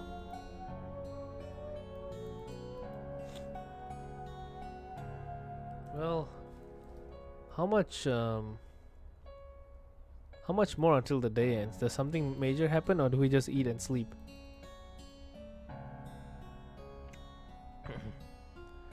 Also, today is... I still have a couple more days to stream. Looks like I'll never be streaming a Phantom Liberty. That's kind of sad. I'll have to wait 3 months for that. Oh no. Kind of sad. She leans against me, eyes closed. Monica and I look at her. Do you want to skip dinner and just sleep? She opens one eye sleepily. I'll be okay. A yawn from her indicates otherwise. You ain't convincing me that easily, sister. You should try and get some sleep. Can you stretch this to an hour or 2? I can stretch this to like 30 to 45 minutes. Maybe, I don't know. We will see. I'll sleep after dinner. She sits up and stretches. Monica, you said half an hour? Yeah, I can't hold out that long. I've gone to bed hungry in this world more than I like. Natsuki stands. I'm gonna splash some cold water on my face. Natsuki heads to the bathroom where I hear water running. Monica intertwines her arm with mine and leans against me closer. Despite this, she's trembling with fear. I put a reassuring arm around her and she snuggles closer. While I'm doing my best to comfort her, Kozue and Mori come out. The table is set. Thanks, you two. You bet. What's up? You two look like you've got a question. We do. We were talking in there. To be honest, we don't really want to go home tonight. Could we sleep here? It would make me feel safer at least. Same here. I frowned. I mean, I don't have an issue with it, but this is Meiji's house. Sorry about that. Meiji, hearing his name, looks up. Oh, that's the sound of my mic. What's up? Mori repeats the question. Well, sure. I just hope we have enough beds. Kotono's sudden interruption startles me. If it's okay, can I stay too? I don't really want to go back to that house. Meiji nods slowly. Sure, we can figure bedding out later. For now though, we should probably eat dinner before bed. We could use it. Everyone murmurs in agreement. I'll go on and wait for the delivery. Monica leans in and kisses my cheek before standing. Mind if I join you? Of course not. Come on. The two girls head out.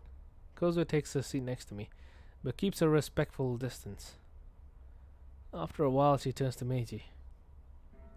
Hey, thanks for letting us stay. Of course. Kozue smiles warmly at Meiji before looking down at the floor, her hands gently ringing in her lap. She then looks up turns to me. Ronald? Yeah? Do you know any reason why I was able to remember last week? I furrowed my brow in contemplation. I honestly couldn't say. Oh. She sounds disappointed, which makes me feel guilty that I don't have an answer. I wish there was more I could say, but I don't have a clue.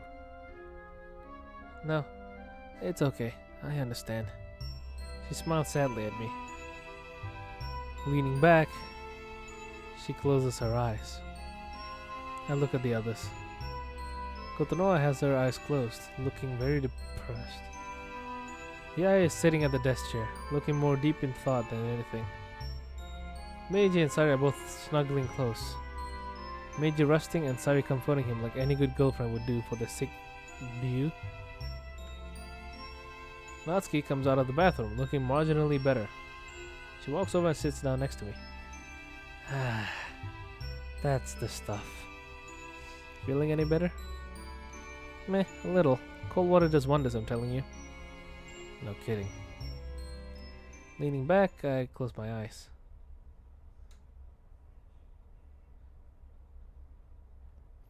If this play was from 2023, he'd know that she's a female MC. Yeah. Ronald? Dinner's here. Jesus Christ. I open my eyes to see Monica slightly smiling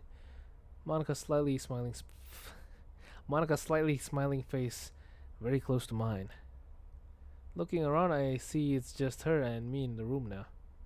I must have dozed off. What date is this mod set in? 2017. What do you mean day? It's Friday.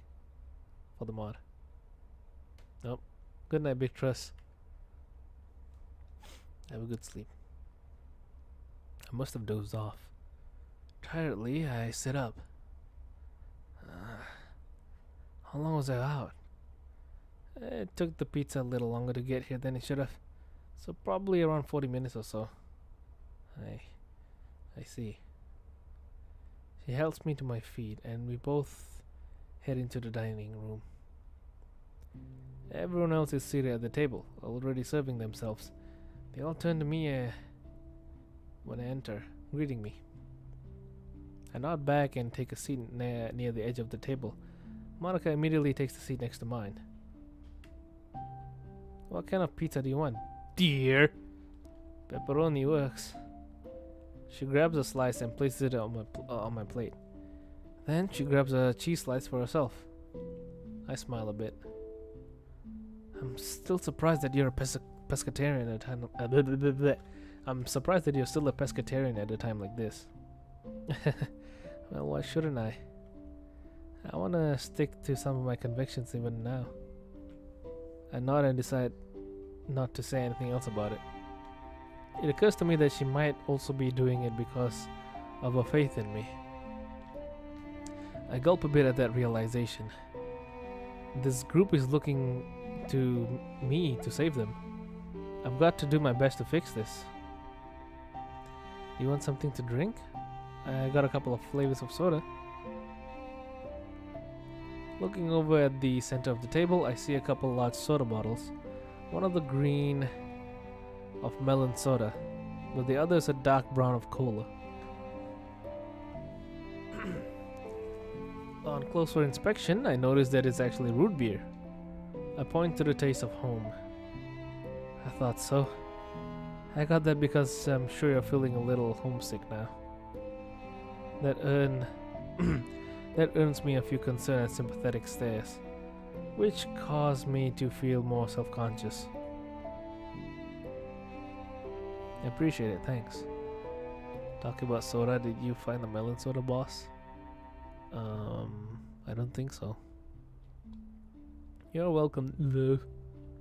She pours me a glass and places it next to my plate. Once everyone is served up, we all pause a bit. Taking the lead, I clear my throat. Okay then. Itadakimasu. Everyone repeats this, and we begin digging in. The room is silent for the most part, pretty subdued as we eat. No one really talks as we eat. I surreptitiously keep an eye on each person in the room. Kotonoha is the most concerning to me, since she's not really eating. She has a small piece of cheese pizza and a small glass of water next to her. I'm not surprised at that. Processing a new memories is a lot to take in. Everyone else is eating at various paces, but eventually they finish. Some, like Sayuri and Natsuki, go for seconds. It's so weird thinking they're speaking Japanese. I mean, yeah. I'm one of those individuals, grabbing a smaller slice of pepperoni. When I finish, I look over and Kotonoha is still only halfway through her first slice. I decide to break the silence. Chiba-san, are you not hungry? Would you rather go to bed? Startled, she looks up. It's alright. I want to finish this first. Don't force yourself, Koko-chan. Kotonoha smiles slightly at Sayuri. It's alright, really. I appreciate the concern. But in both of my lives, I was told to finish everything on my plate. So saying, she begins eating faster now. Hey, speaking of sleeping, how are we gonna arrange things tonight? Not to sound rude or selfish, but I don't want to give up the bed I'm using. We have 2 large empty beds to choose from. Let me think. Everyone's eyes are on me again, as I do some quick calculations. I even consider sleeping in Meiji's bed in his house, but dismiss the idea since it would mean Sayuri couldn't look after him. To say nothing of Monica. 3 girls without beds are Mori, Kotonoha, and Kozue. 3 people for 2 beds. Unless someone wants to take a couch, 2 of you are going to have to share a bed. Kozue looks at me. I can sleep on one of the couches if necessary. Well, we might not need to. My family has a couple spare futons around the house. Alright, someone can take that. I will. I raise an eyebrow. I'm used to sleeping on one, so I don't mind taking the futon. Is it okay if I sleep in the living room? Yeah, why can't they call bedrooms now? Good question. I think they're just lazy. Or they forgot. I don't know. I shrug. I think that'll be fine. Or maybe it's because they think that the girls are not gonna stay there, since it's a one-time thing. Mori, Kozue, and Mori, Kozue, you two can decide who gets the other 2 beds. Both are upstairs. Ronald, wanna go get the futon now? Sure. Meiji and I start to stand when Monica stops him with a hand on my shoulder. Let me. You're still sick, and Sayuri would never forgive me if I made you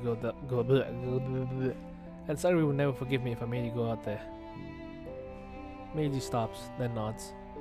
Alright. He then tells her the location, which is in the hall closet on the lower shelf. Nodding, Monica heads out. As if that's the signal, everyone starts finishing up, even Kotonoha. Mori and Kozue begin cleaning up at Damn, I'm really tired. Mori and Kozue begin cleaning up at the table. There's no at. Mori and Kozue begin cleaning up the table together and take them into the kitchen. Soon I hear the sink running.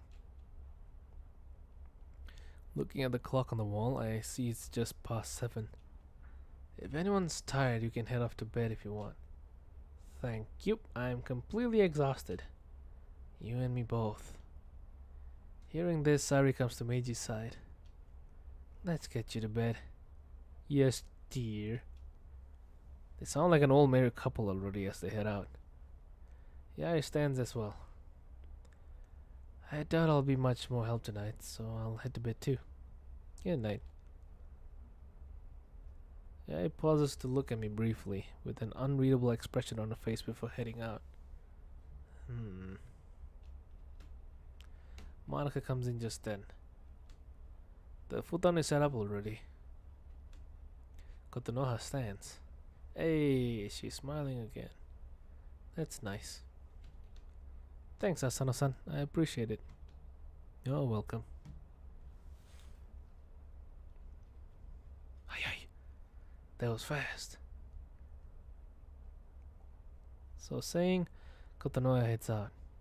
Mori and Kozuo return from the kitchen just then. Is everyone heading to bed already? Looks like it. I think I will too. Same here. Did you guys choose which room you're going to take? No, but we were just gonna pick one when we get upstairs. I'll show them which rooms. God damn, I can't read. Monica learns. Damn, I really can't read. I'm really tired. Monica leads both girls out, leaving me alone for a bit. Despite being as tired as the others, I can't afford to fall asleep yet. With there being 7 acts, I wouldn't be surprised if things get balls to the walls crazy. Yeah, I would like one of the acts to just turn into like a serial killer act, where it's just like the dog is running away from Yuri. That'd be nice. That'd be funny. Despite being as tired as the others, I can't afford to fall asleep yet. I stand and head to the main room. I walk over and turn the... Oh no. Okay, it's not gonna end. Turn the PC screen on. I start opening the game files, then pause. Where the hell should I even begin here? As exhausted as I am, my brain is in a fog. I can't even think where to start. Or some cartoonish shit out of Tom and Jerry. Who will be Tom? Who will be Jerry? Natsuki will be Jerry and you be Tom? We can't gain access to the script for the most part. We can only see it as it appears in real time, and only from my perspective. We can access the character files, but I'm not even sure where we can start with those. Who will be the dog? The dog needs to be a person who beat everyone up, so who has the potential to beat everyone up? Maybe Kozue. Standing, I begin facing the room again, letting my thoughts wander as I do so. If only there was a way we could see into those RPA files. Well, you can use an RPA extractor. Wait, maybe there's a way? Yeah, RPA extractor. I use that to make my thumbnails. I quickly return to the desk, sit down and open the internet browser. Hey, just as I mentioned. Oh boy, he can't find it. Okay. My search for an RPA extraction program, however, bears no fruit. The search results show me quickly that RPA files either don't exist in this world or have a different designation. Shame Mom isn't here. She'd have the program. What about your mom? Oh, what about your mom? Jumping at the sudden interruption, I look behind me to see Monica approaching. I didn't mean to eavesdrop. It's alright. I was just thinking Mom would have a program that could help. Hell, she'd be perfect for this. Why is that? She's a coding wizard at her job. She loves anything computer related. I see. I'd hope that some of that genius rubbed off on me, but I can't hold a candle to Mom's skills. Hey, don't say it like that. I'm sure your mom has years of experience, so don't put yourself down.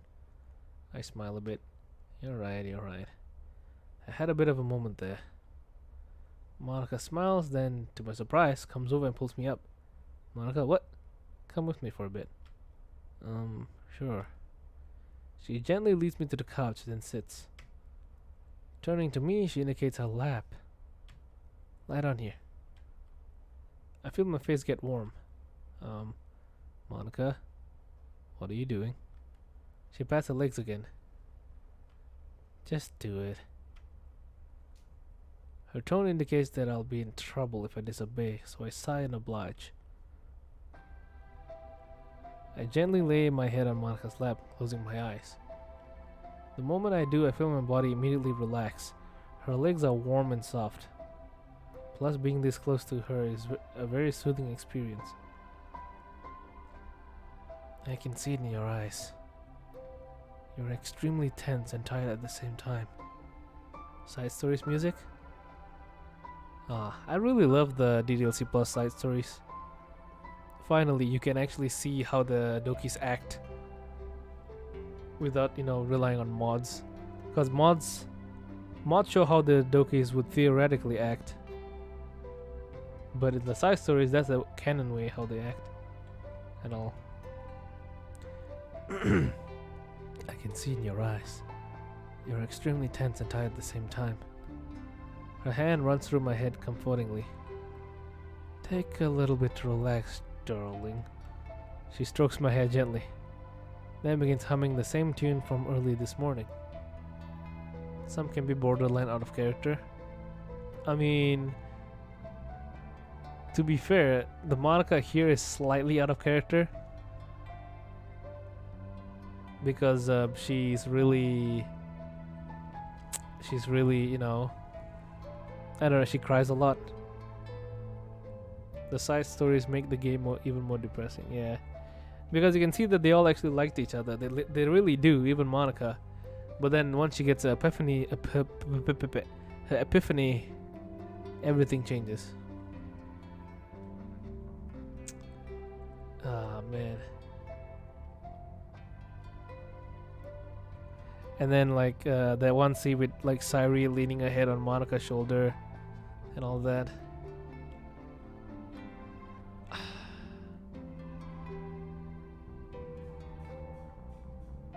Damn, I really like them.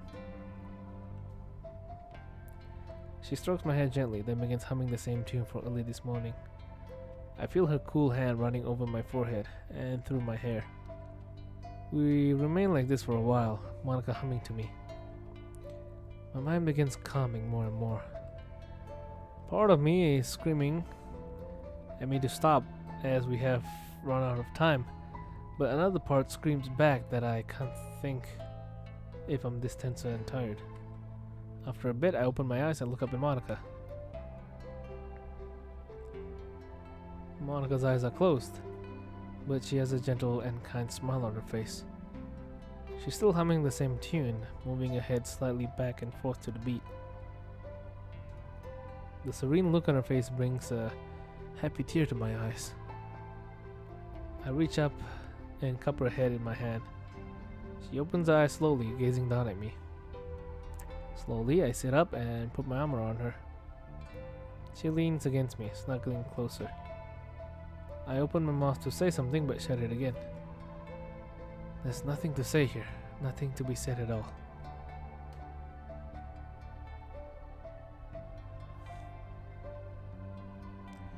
Too bad you retards try to ruin it by claiming they're into each other when it's called stories of friendship and literature. God, I hate them. You mean they ship Natsuki and Yuri? That one? Oh, you mean Sairi and Monica? God forbid two people of the same gender, the same gender, be friendly to each other. All of them. Shippers are cancer in general, bro. I mean, look at the My Hero fandom. Bakugo and Deku and Shoto, All Might and Deku. Those people are insane. That reminds me of this that reminds me of this one Twitter post where one of the girls in Big Hero 6, the one that wears black and yellow. What is her name? Black and yellow girl, Big Hero 6. Yeah, this lady. Can you guys see it? Yeah, you can. So you remember this girl, right? I remember there was this post, but Wait, what if I search Twitter meme? Damn, nice spelling, Ronald. Oh no, it's showing feet!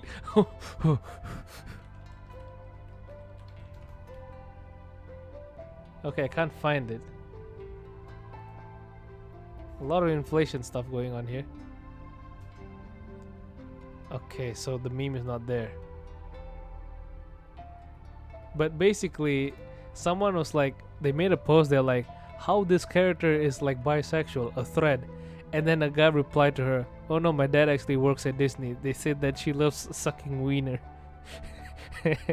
And she blocked him. So, I don't know, I just found that funny.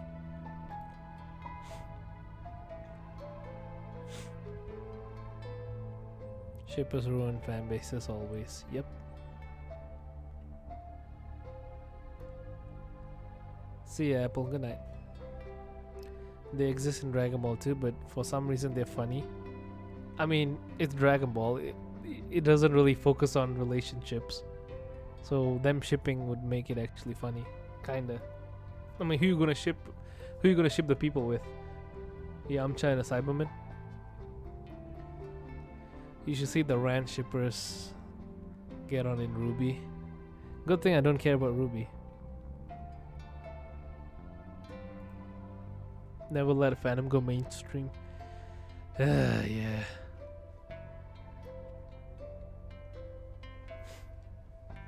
Anyway, let's continue. We both needed this brief distraction. It reminds me of what I'm fighting for. The world. Zawardo. My friends. My loved ones. The woman I fell in love with. All of this. People ship Yamcha and Frieza because of their one interaction in Fighter Z. Why? The stress has ebbed away more now, leaving my head less twisted up in knots than it had been. Thank you, Monica. I'm glad you're here. Being with you keeps the homesick more at bay than it would have. Are you feeling any better? Monica looks at me with a warm, loving smile. A lot better. Thank you. What about you? Same here. I needed this. She reaches down and takes my free hand, intertwining with mine. I'm still pretty scared, but with you by my side, I feel like we could take on the world together. That does it, you blasted fool. If you think that I'll just sit idly by.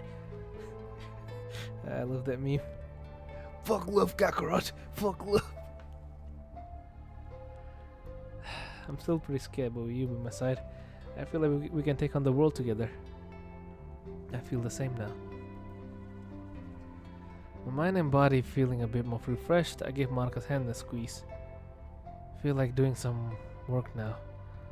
Would you rather rest a bit before we do? One person made a messed up shape of Goku Black and my... Uh-oh. Ugh. Just a bit longer. Understood. She leans closer, burying her face in the crook of my neck. I hold her closer for a few minutes. After about 5 minutes or so, she slowly moves away. I release her hand as well. I think I'm ready now. Let's get to it. We both stand and head over to the computer again. All in all, Monica and I sit at the desk together with her on my lap. For what? Oh, with her on my lap. For what feels like hours. We go through the character files as best as we can. I bemoan the fact that we don't have multiple monitors we can utilize, but Monica reminds me that this is all we have currently. What other RPY files we have access to are difficult to decipher, since most of them are in gibberish, code language we can't figure out. If anything, the gibberish now seems, for lack of better explanation, more complicated than it did when we first looked at it. Like there is more gibberish per line of code we see, but it isn't consistent. Why not spawn a second monitor? I know, exactly. They don't think that much.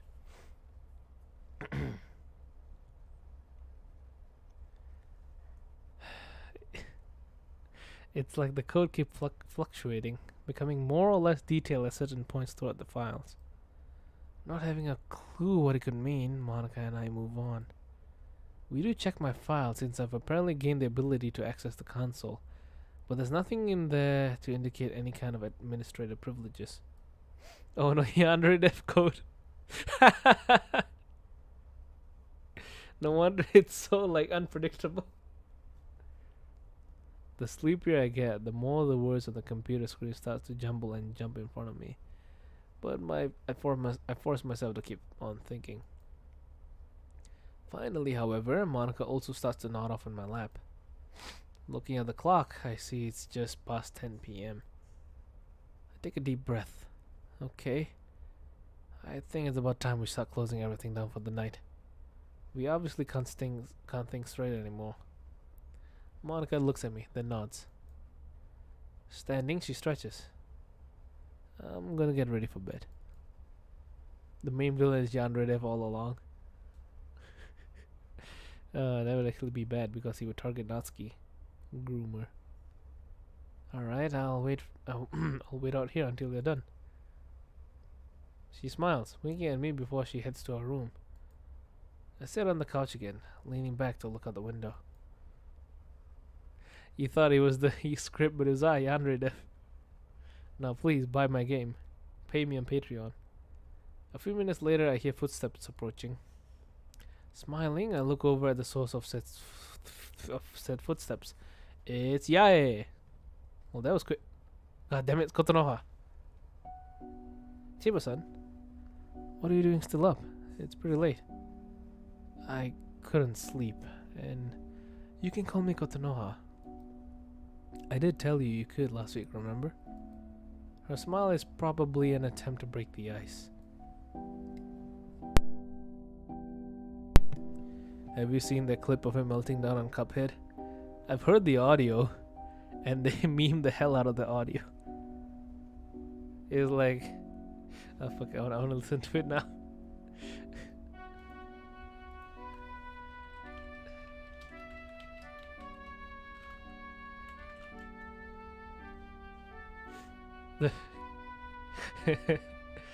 Cup of Rage feet featuring Yandere Dev. Wait, where is it? There it is.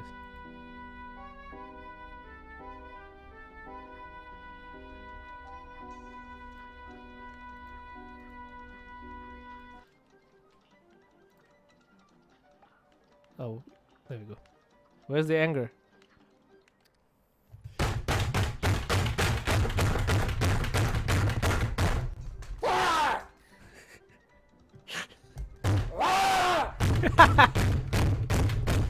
Yeah.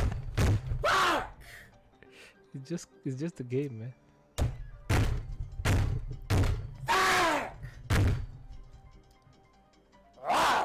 Is he growling? Is he going rawr?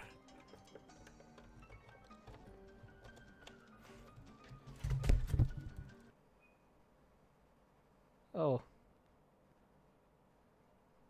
What? There was this meme that like uses that audio perfectly, but I don't know where or what. Is this the one? This might not be the one, but it was an old video that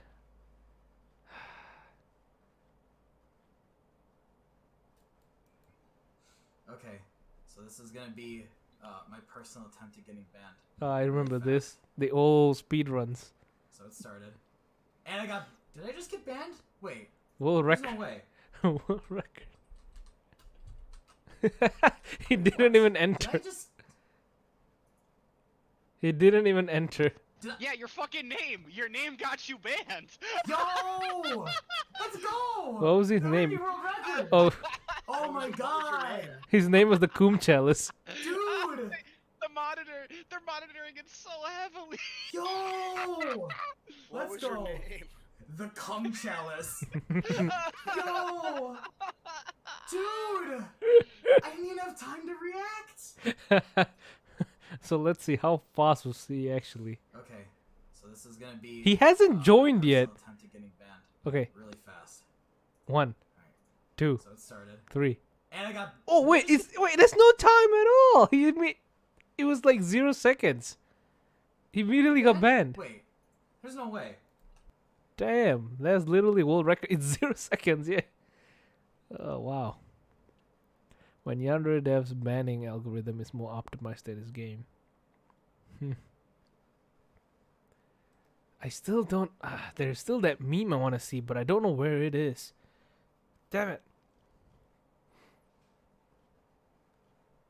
It like, I mean, this one is pretty cool too.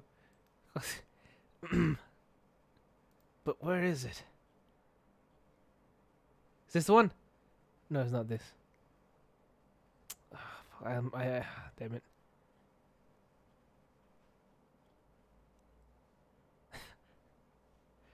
Oh man.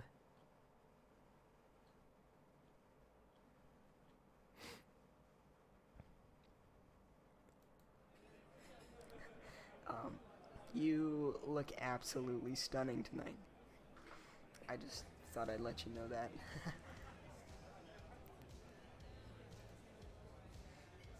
So, what do you like to do in your free time? Sleep.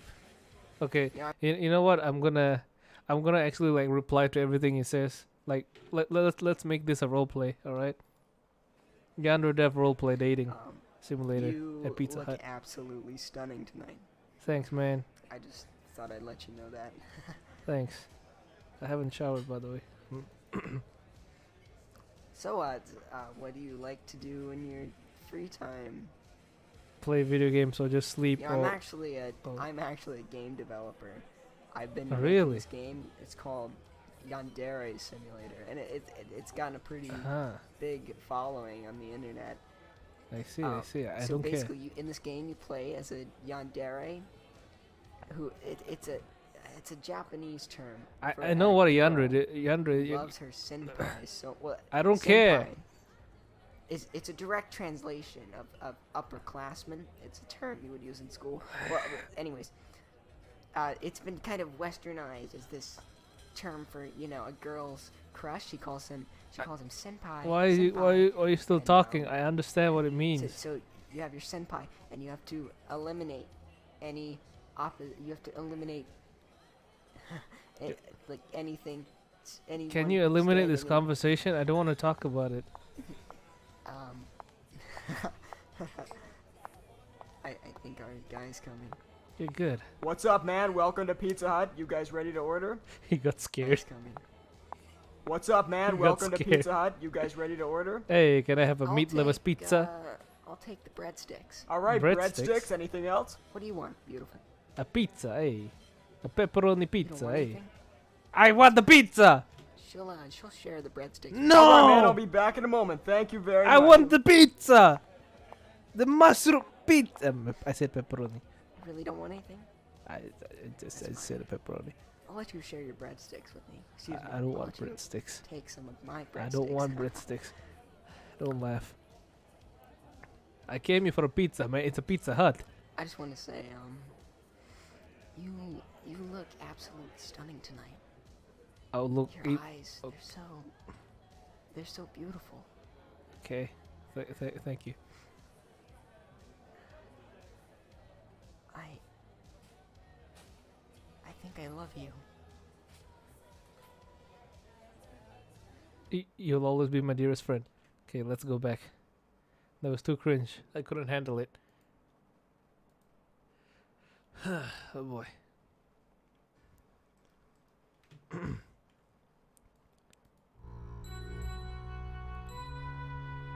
She nods in understanding. Is something on your mind? Make an AI cover of him singing Your Reality. Hey, you know what? I'll you know what? I'll do that. I'll freaking do that. Where is it? Okay, let's do that. All right. I'll take. Oh no, that no, not that one. And I'll do it off screen.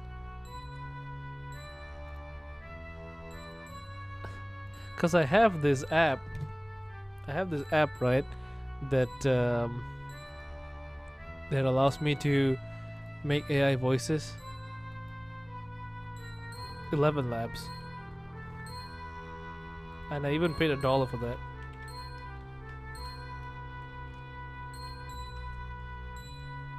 So I'll take this.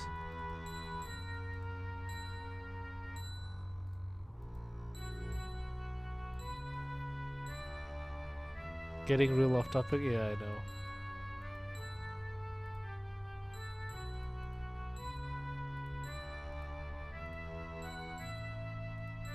Wait, but I can't make them sing, so never mind. Never mind. That was a stupid question. No, it's quite alright.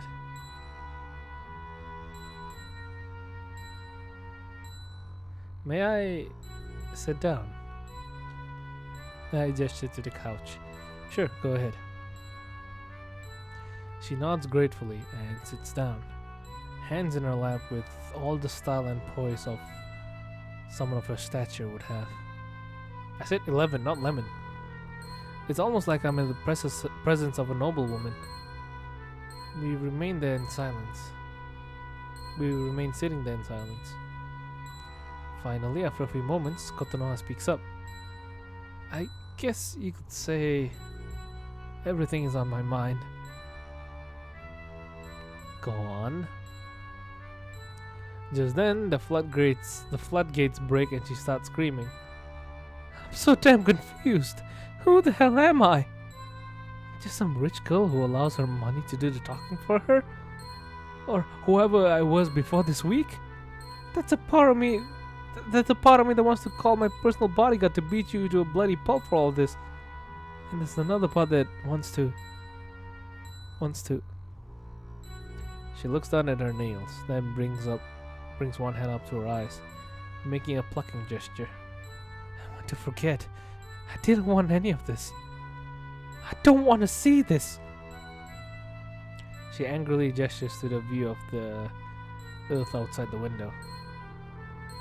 She starts to hyperventilate, shedding tear after tear. I didn't want to see what I am. I hear a door open on the other side of the room. Sayuri is peeking out of her and Meiji's room, and Monica is peeking out of the bathroom. Sayuri gestures for me to hug her.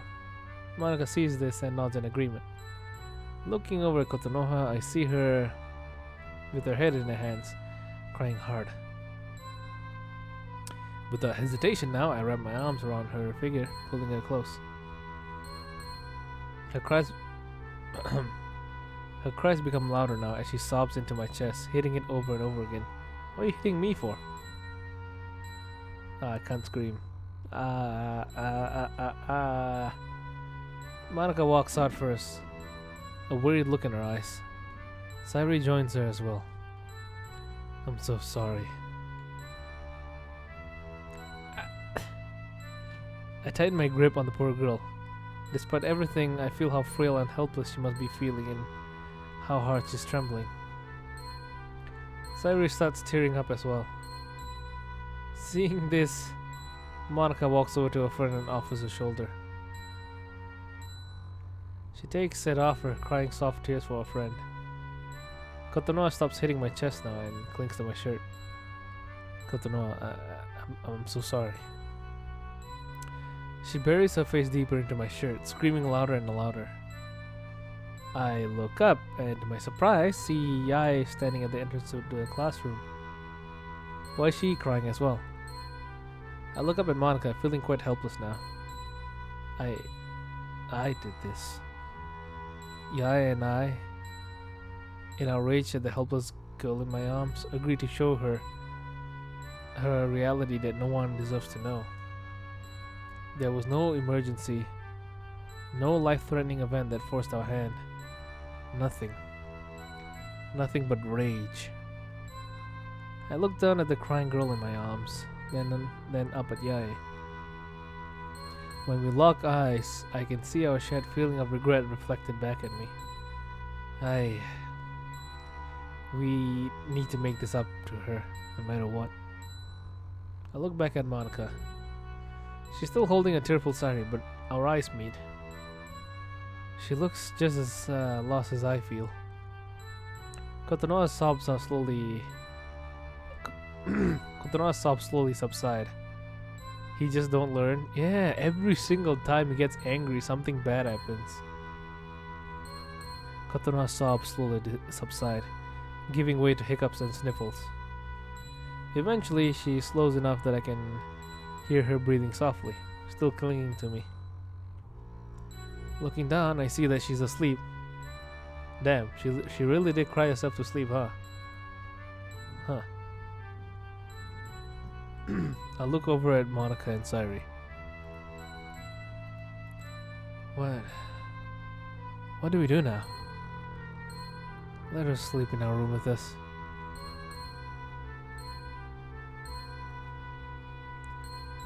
Sayuri wipes her eyes and straightens up. Sayuri, she can't be alone tonight. Look at how she's still clinging to Ronald there. Monica looks and nods. You're right. I see your point. I'll go get the... I've got it already. Yai comes in, carrying a large bundle of bedding. Hi. Sayuri rushes up and grabs it, taking it to her room. Yai walks over with the three of us, looking down at Kotonoha with a somber expression. I can't say that I know exactly how she feels, but she glances between me and Monica. You know, we know how that went for me. I'll go help Sayuri. She walks into another room, leaving me and Monica alone with the desperately exhausted Kotonoha. Monica slowly walks up and sits next to me. Expecting a jealous tirade, I'm shocked when she gives me a tender living smile. You just give me another reason to little you, darling. Oh shit, she made me say darling. God damn it. She leans in and me tenderly. She definitely needed this. I look down at her. Definitely. Monica looks down at her with concern. Despite everything, I feel bad for her. Before all this, I only heard good things about her. She was friendly and willing to talk to anyone. She must have been lonely, just like you. Yeah. Problem with being at or near the top is that no one wants to climb up or even try to. Ronald's resisting the script too. But it's forcing me back. Until I formed the literature club, I didn't know what having friends was like. And now, we're in danger of losing that precious place of yours. You do know that the club is not gonna last long, right? You're all 18, the last year in school. So like, it's not even gonna last 1 year. She briefly looks startled, but then nods slowly. I will do everything in my power to make sure that doesn't happen. The trustful look she gives me directly afterwards gives me both anxiety and determination. I promise. I will do all that I can. Thank you, Ronald. I love you, Monica, and that will never change. I love you too, Ronald. She looks down at Kotonoha. I think the two of us should follow her example. You look as tired as I feel. I'm starting to see little gremlins in the corner. I jokingly smile, pointing over to one of the room's corners. Sayuri and Yai came out just then. The bedding is ready for her. Alright, let's get her to bed. Slowly, I get a firm grasp on Kotonoha, lifting her into my arms. I carry her carefully into the other room. Meiji is softly snoring in the bed already, and the futon is laid out next to the bed.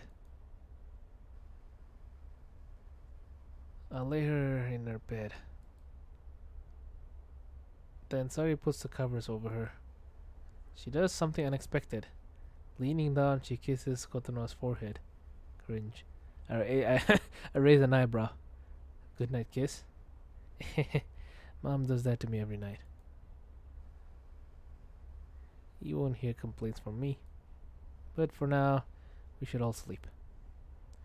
We don't know what's in store for us tomorrow, but we should be as rested as we can be.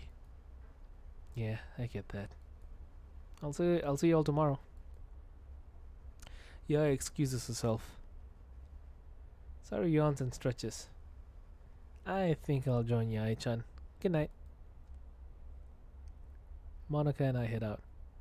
Finally. After a brief rinsing shower and brushing my teeth, I head into the other room where Monica's in bed waiting. She pulls the covers off on one side, inviting me to join her. Let me just save just in case. Oh, I turn the lights off and slide in beside her. The moment I'm under the covers, her arms wrap around me tightly. Ronald. Her voice is soft now, almost a bit breathy. Her lips graze mine softly. Ugh. Her warm body pressing against mine. I immediately guess what she, unconsciously or not, is trying to do. And I stop her once again, no matter how tempted I am. Money, no. She looks at me with a startled expression. I told you already. Not like this. No matter how much I want you.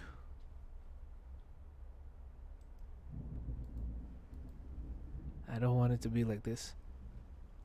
Oh, thank God the play is a Chad. Yeah, you're right. I mean, you can always just, make out, but okay. Can we at least stay like this? Of course. Blech. Smiling, she buries her face into my chest, snuggling as close as she seems humanly possible. I close my eyes, and with Monica close to my heart, in more ways than one, I drift off to sleep.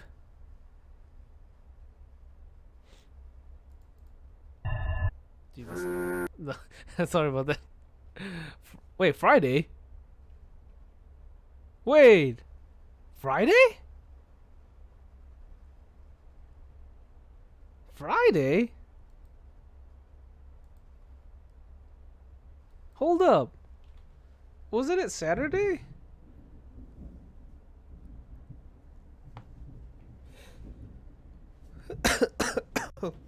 That's... Uh-oh.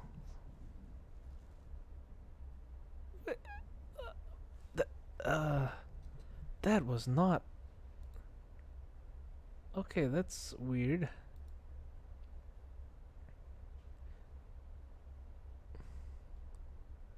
Okay, okay, let's go here, alright?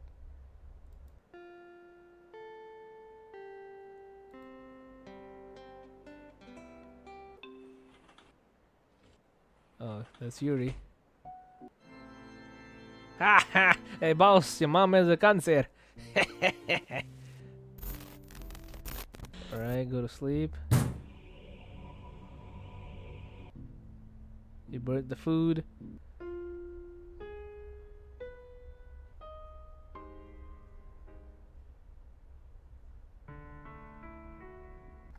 Oh, it said Friday. Yeah, it said Friday just now. So it's a glitch Friday. Oh boy. Things are gonna get interesting tomorrow. Even skipping it, he still made fun of Yuri's mom's cancer. Sorry about that.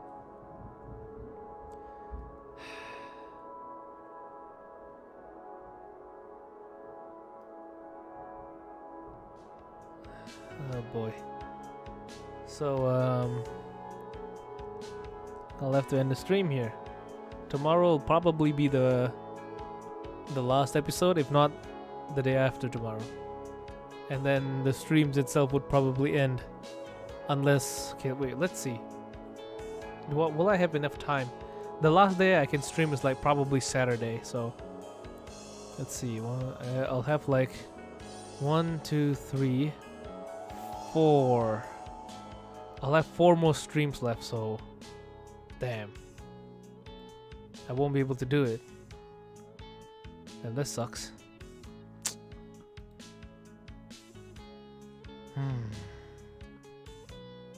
So I won't be able to play Cyberpunk. Oh man. Will we get the AI cover? Sadly, I don't think so, because the AI makes him talk, not sing. The singing one is something else, I think. Like, for example, nah, I don't want to show it. That's a Discord server thing. But like, okay, let's see. I have 11 labs. Oh, where the hell did 11 labs go? There we go. I got 11 labs, right? Wait. Okay, I have this is the voice of I have the voice of Eminem. So give me a line and I'll make Eminem say something. Like just give me a simple line. For example, let's see. Hey guys, I'm Eminem. I'm Eminem. I like ponies. Sasibaka. Alright. Hey guys, I'm Eminem. I like ponies, sushi, baka. What the fuck? That was scary. Hey boss, your mom has cancer. Yeah, okay, that's a good one.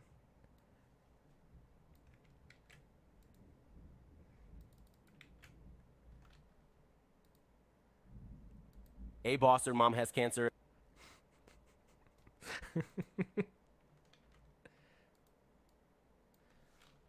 Hey guys, it's Eminem. Hey boss, your mom has cancer. Hey guys, it's Eminem E. Boss, your mom has cancer. I can go Kiryu as well. The guy who sings Dame Dane. Hey guys, it's Kiryu.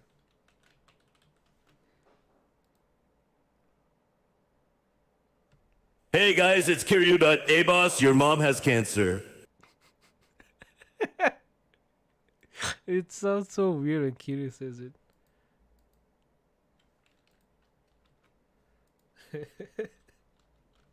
Why? Oh no. Riz Gyat.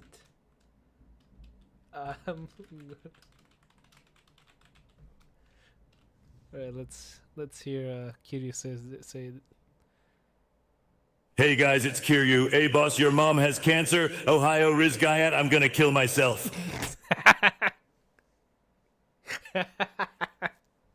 We need more celebrities. I haven't fed much into this AI. I only have Eminem and Kiryu for now. And Twy.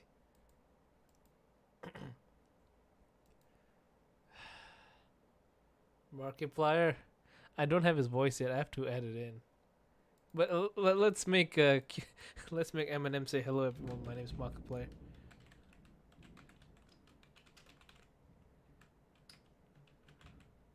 Markiplier and welcome back to 5 Nights at Freddy's.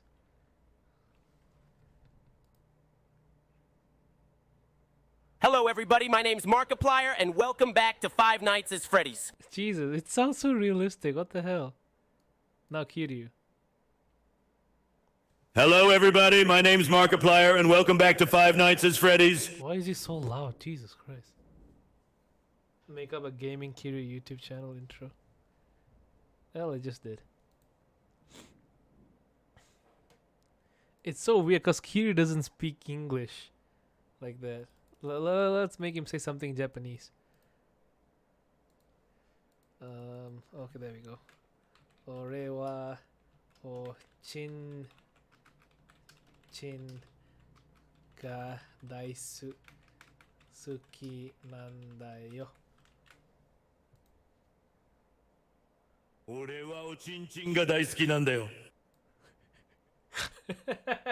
俺はおちんちんが大好きなんだよ。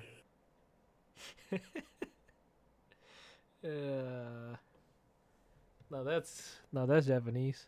俺はおちんちんが大好きなんだよ。俺たちの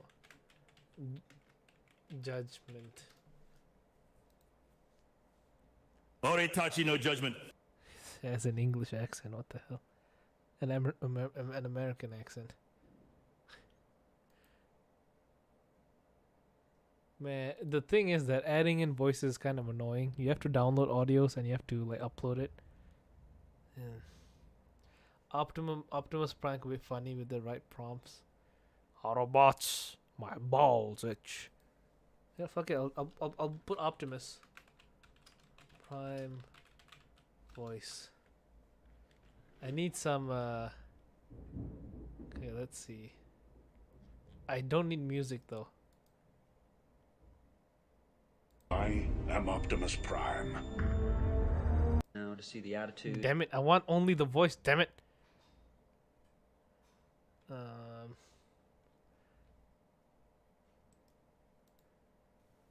Can you guys turn up the lights in here? No. Do not come. Do not come. Not that.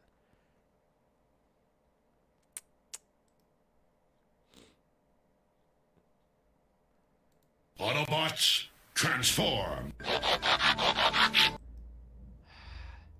I'm not gonna be able to find enough voice lines for him. Maybe this one. Before time began, there was the Cube. I live to serve you, Lord Megatron. Where is the Cube? No. There is no like separate voice line just for him.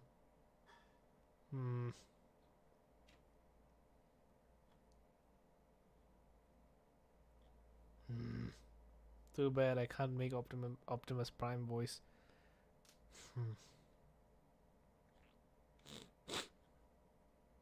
Maybe this one. I am Optimus Prime. Oh, I can't play this because it has Linkin Park playing the back. But I think I'll use that video clip. Hopefully the music in the audio clip doesn't like ruin his voice.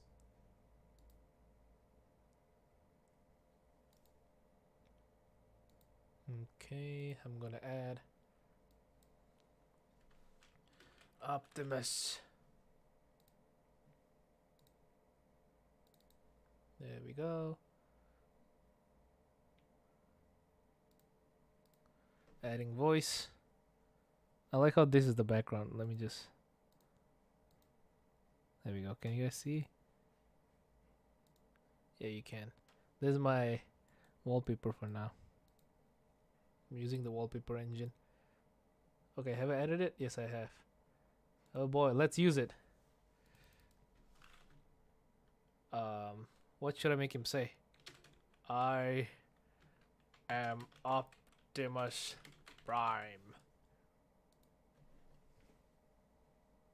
I am Optimus Prime. It's okay. And I approve this message. I am Optimus Prime and I approve this message. Yeah, that sounds better. But now, what should we what what should we make him say? What happened to the game? Well, we ended it for today. Now we're just messing around with voice lines. I am Optimus Prime, and I request.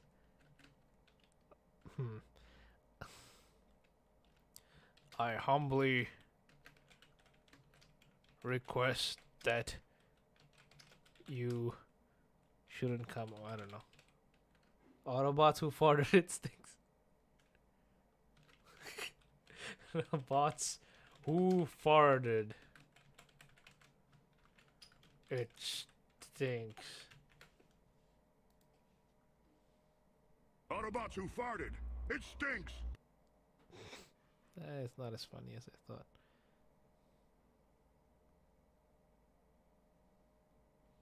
Okay, less about that. I'm Optimus Prime, and I need your help. All I need is for you to tell me your credit card information, and don't forget the 3 numbers on the back. Autobots, roll out.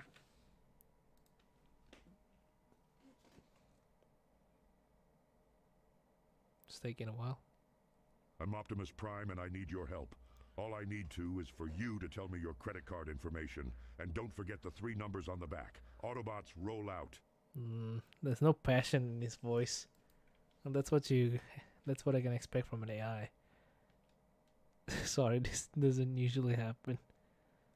I am Optimus Prime. The Discord messages have been leaked. Oh, okay, that's good. That's a good one.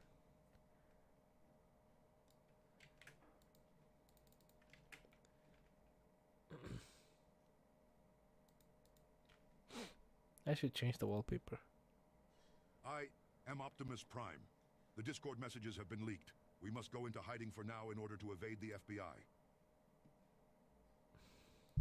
It's not as funny as the one I made with Eminem.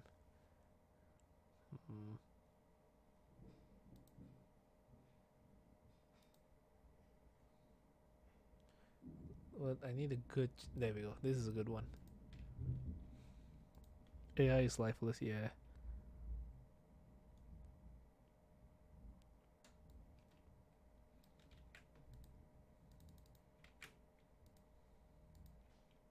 I'm sorry this doesn't usually happen.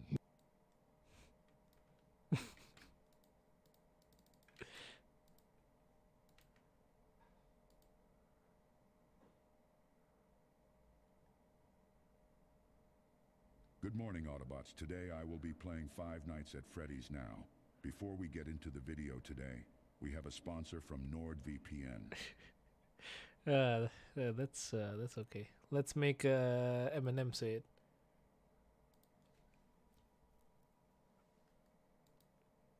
Good morning, Autobots. Today, I will be playing Five Nights at Freddy's now. Before we get into the video today, we have a sponsor from NordVPN. Kiryu.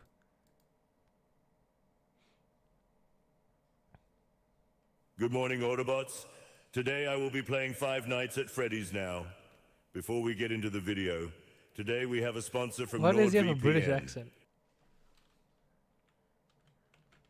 Dame dane. Dame yo. Dame na no yo. Let's see how he pronounces that in his American accent.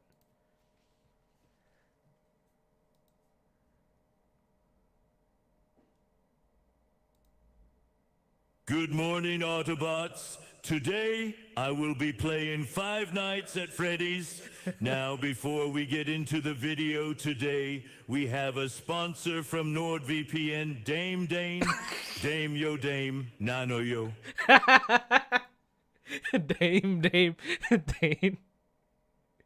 Good morning, Autobots. Today, I will be playing Five Nights at Freddy's. Now, before we get into the video today, we have a sponsor from NordVPN, Dame Dane. Dame yo Dame, Nano yo. Dame. I need to separate it.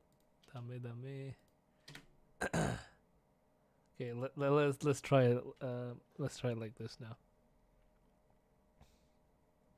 Okay, I'll show you. Good morning, Autobots. Today, I will be playing Five Nights at Freddy's. Now, before we get into the video today, we have a sponsor from NordVPN. Dame Dane Dame Yo Dame Nano Yo. I forgot to separate it.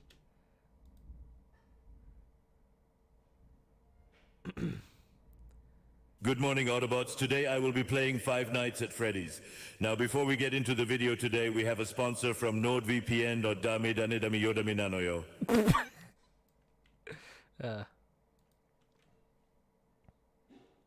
Good morning, Tojo clans. Today I will be vlogging my favorite pocket circuit. Why does he have a British accent? Seriously, why is his accent so British?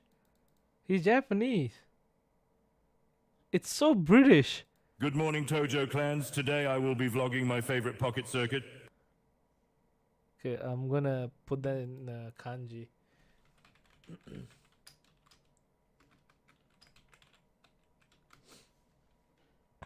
Let's see if it actually works. Can he actually read kanji?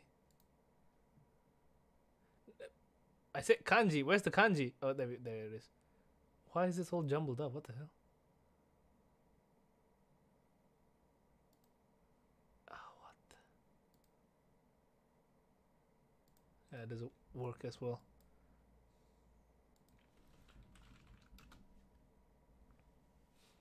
Also, I should probably add some background music. It's pretty boring.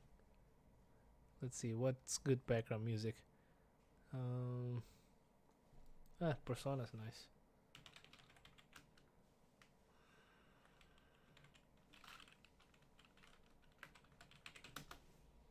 Oh yeah. How could I forget the sub-story music? Way better, and you won't get copyright claimed. We're just messing around now.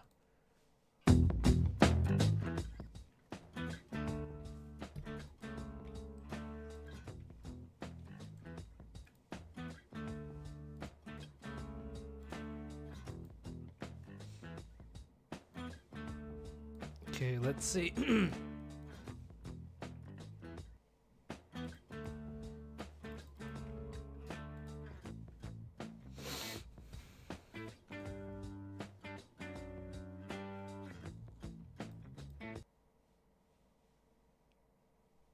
Ohayo gozaimasu. Dojo isoku no minasan. Fuck is wrong with him? Watashi no daisuki na pocket circuit no video blog o tsukurimasu. What the fuck is wrong with you, Kiryu? Are you drunk? Okay, well, what if we just type in with that? He sounds so weird.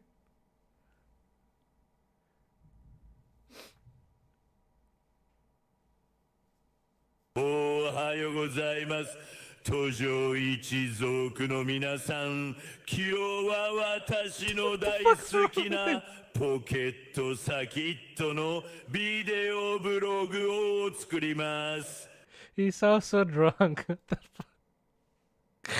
Yeah, he sounds like he just drank fucking whiskey. I know. What if I just say shit, what the previous dialogue that he mentioned, the one with the NordVPN?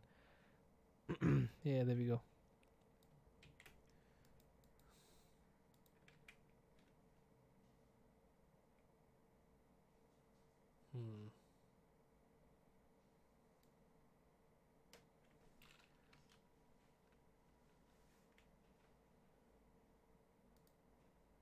There we go. Oh, the music.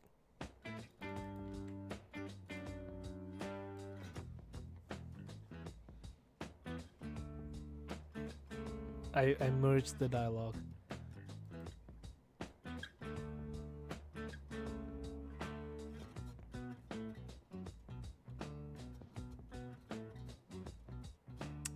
It's taking a while. Ohayo tojo ichizoku no minasan. Kyou wa watashi no daisuki na pocket circuit no video blog o sakusei shimasu. Ohayo Autobot no minasan. Kyou no video ni hairu mae ni NordVPN kara sponsor ga kite imasu. So weird. Okay, now we need what's his name? Oh no, where is he? Optimus. There we go.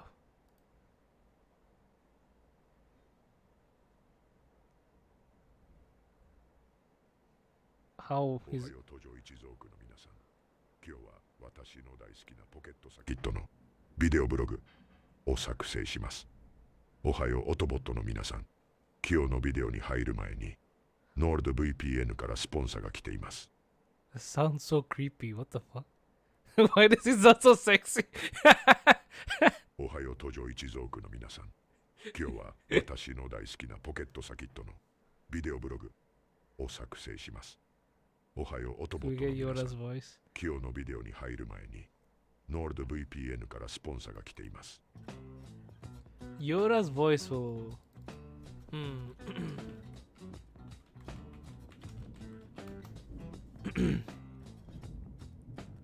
$25 great Yoda quotes. Okay, I'll use this.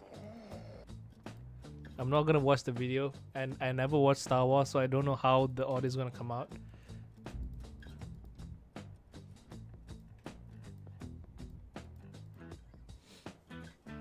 Let's make Eminem say it.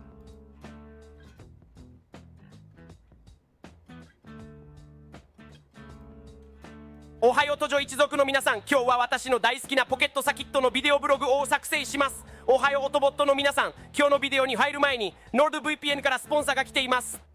The fuck? Okay, let's add a voice.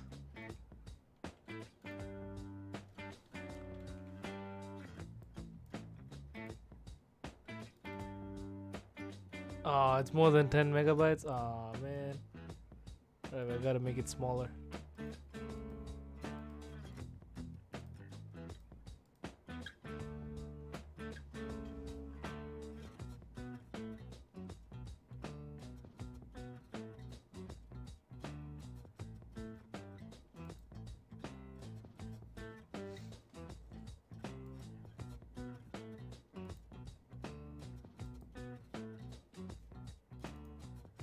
Alright, now we should be able to have Yoda's voice.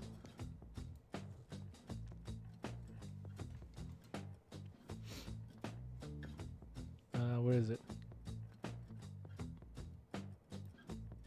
Okay. Become AI. I have.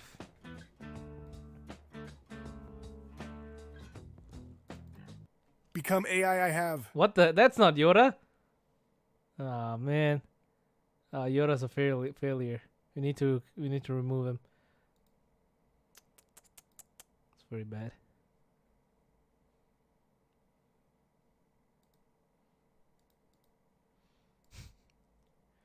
Become an AI I have. Why is he so loud?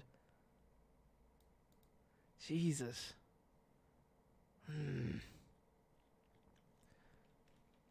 Okay, I'll do. I don't know what kanji you've written, Justin, but I'll try.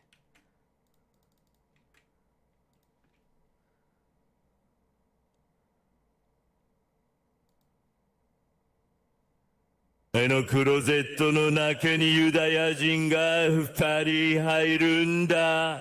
両方とも死んでいる。I know that one. There are two Jewish people in my closet. They both did. That's a Filthy Frank classic. Become AI I have. Join the algorithm I shall. Unfortunately, can't use that on Yoda. So let's make Kiryu say it.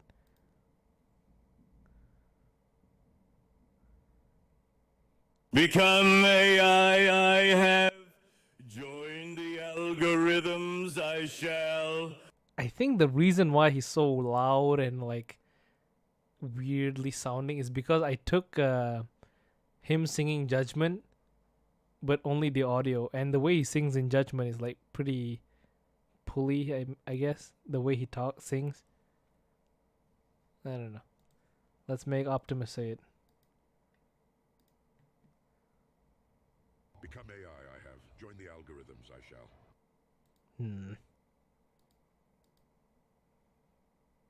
Become AI I have. Join the algorithms I shall. Pretty cringe. But I still... this fucking line. It just... so weird sounding.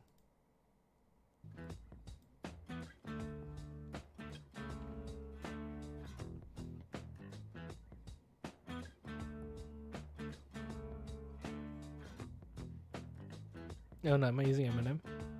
Wait, no, I'm not. おはよう登場一族の皆さん、今日は私の大好きなポケットサキットのビデオブログを作成します。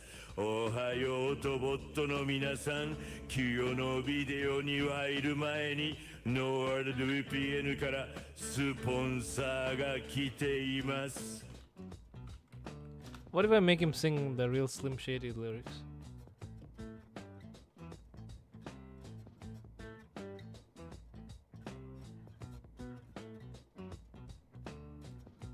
Let's just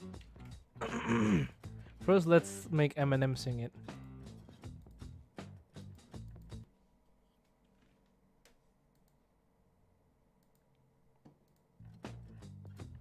I'm Slim Shady, yes, I'm the real Shady. All you other Slim Shadys are just imitating. So won't the real Slim Shady please stand up, please stand up, please stand up? Cause I'm Slim Shady, yes, I'm the real Shady. All you other Slim Shadys are just imitating. So won't the real Slim Shady please stand up? Please stand up, please stand up. Well, he's not in the rhythm, but let's see if Kiryu can do any better. This segment's gonna be longer than the gameplay, what the fuck? I should probably wrap this up.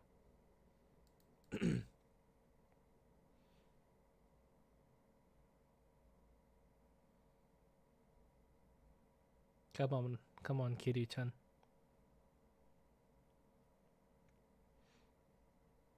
I'm Slim Shady, yes, I'm the real Shady. All you other Slim Shadys are just imitating. So won't the real Slim Shady please stand up, please stand up, please stand up? Cause I'm Slim Shady, yes, I'm the real Shady. All you other Slim Shadys are just imitating. So won't the real Slim Shady please stand up? Why did he speak please like that? Stand up. Please stand up. It sounds so weird. Optimus.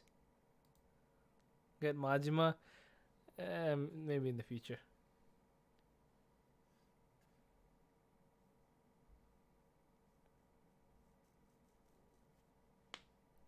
I'm Slim Shady. Yes, I'm the real Shady. All you other Slim Shadys are just imitating. So won't the real Slim Shady please stand up, please stand up, please stand up? Cause I'm Slim Shady. Yes, I'm the real Shady. All you other Slim Shadys are just imitating. So won't the real Slim Shady please stand up? Please stand up, please stand up. Now let's make Twi say it. Where is she? Is she even here? Oh, she's not here. I thought I had Twi. Oh, there she is. It's gonna sound very weird hearing her say this. What's in voice settings? I can't really tweak it, to be honest. But yeah. I'm Slim Shady. Yes, I'm the real Shady. All you other Slim Shadys are just imitating. Oh my god, it sounds like her. So won't the real Slim Shady please stand up? Please stand up, please stand up? Cause I'm Slim Shady. Yes, I'm the real Shady. All you other Slim Shadys are just imitating. So won't the real Slim Shady please stand up? Please stand up, please stand up. That sounds exactly like Twi. What the fuck? I'm gonna send it to her. That's... wow. Okay, that's scary. That sounds exactly like her. Holy shit. I thought... wow. Damn, that was the most accurate. Holy shit, that's scary. Alright, and with that, we're gonna end the stream here. Okay, thank you all for watching this DDLC World of Dreams episode. I apologize for getting sidetracked a lot. I guess my attention span is not that good. Tomorrow will probably be the last episode. Or maybe the day after, I don't know. So, yeah. Ending the episode here. Leave a like if you enjoyed. Subscribe if you're new. Hit the notification bell if you have already subscribed. And if you have already done that, thank you very much. Love you all to death, and I'll see you guys tomorrow with another episode of DDLC World of Dreams. Bye bye, and arrivederci.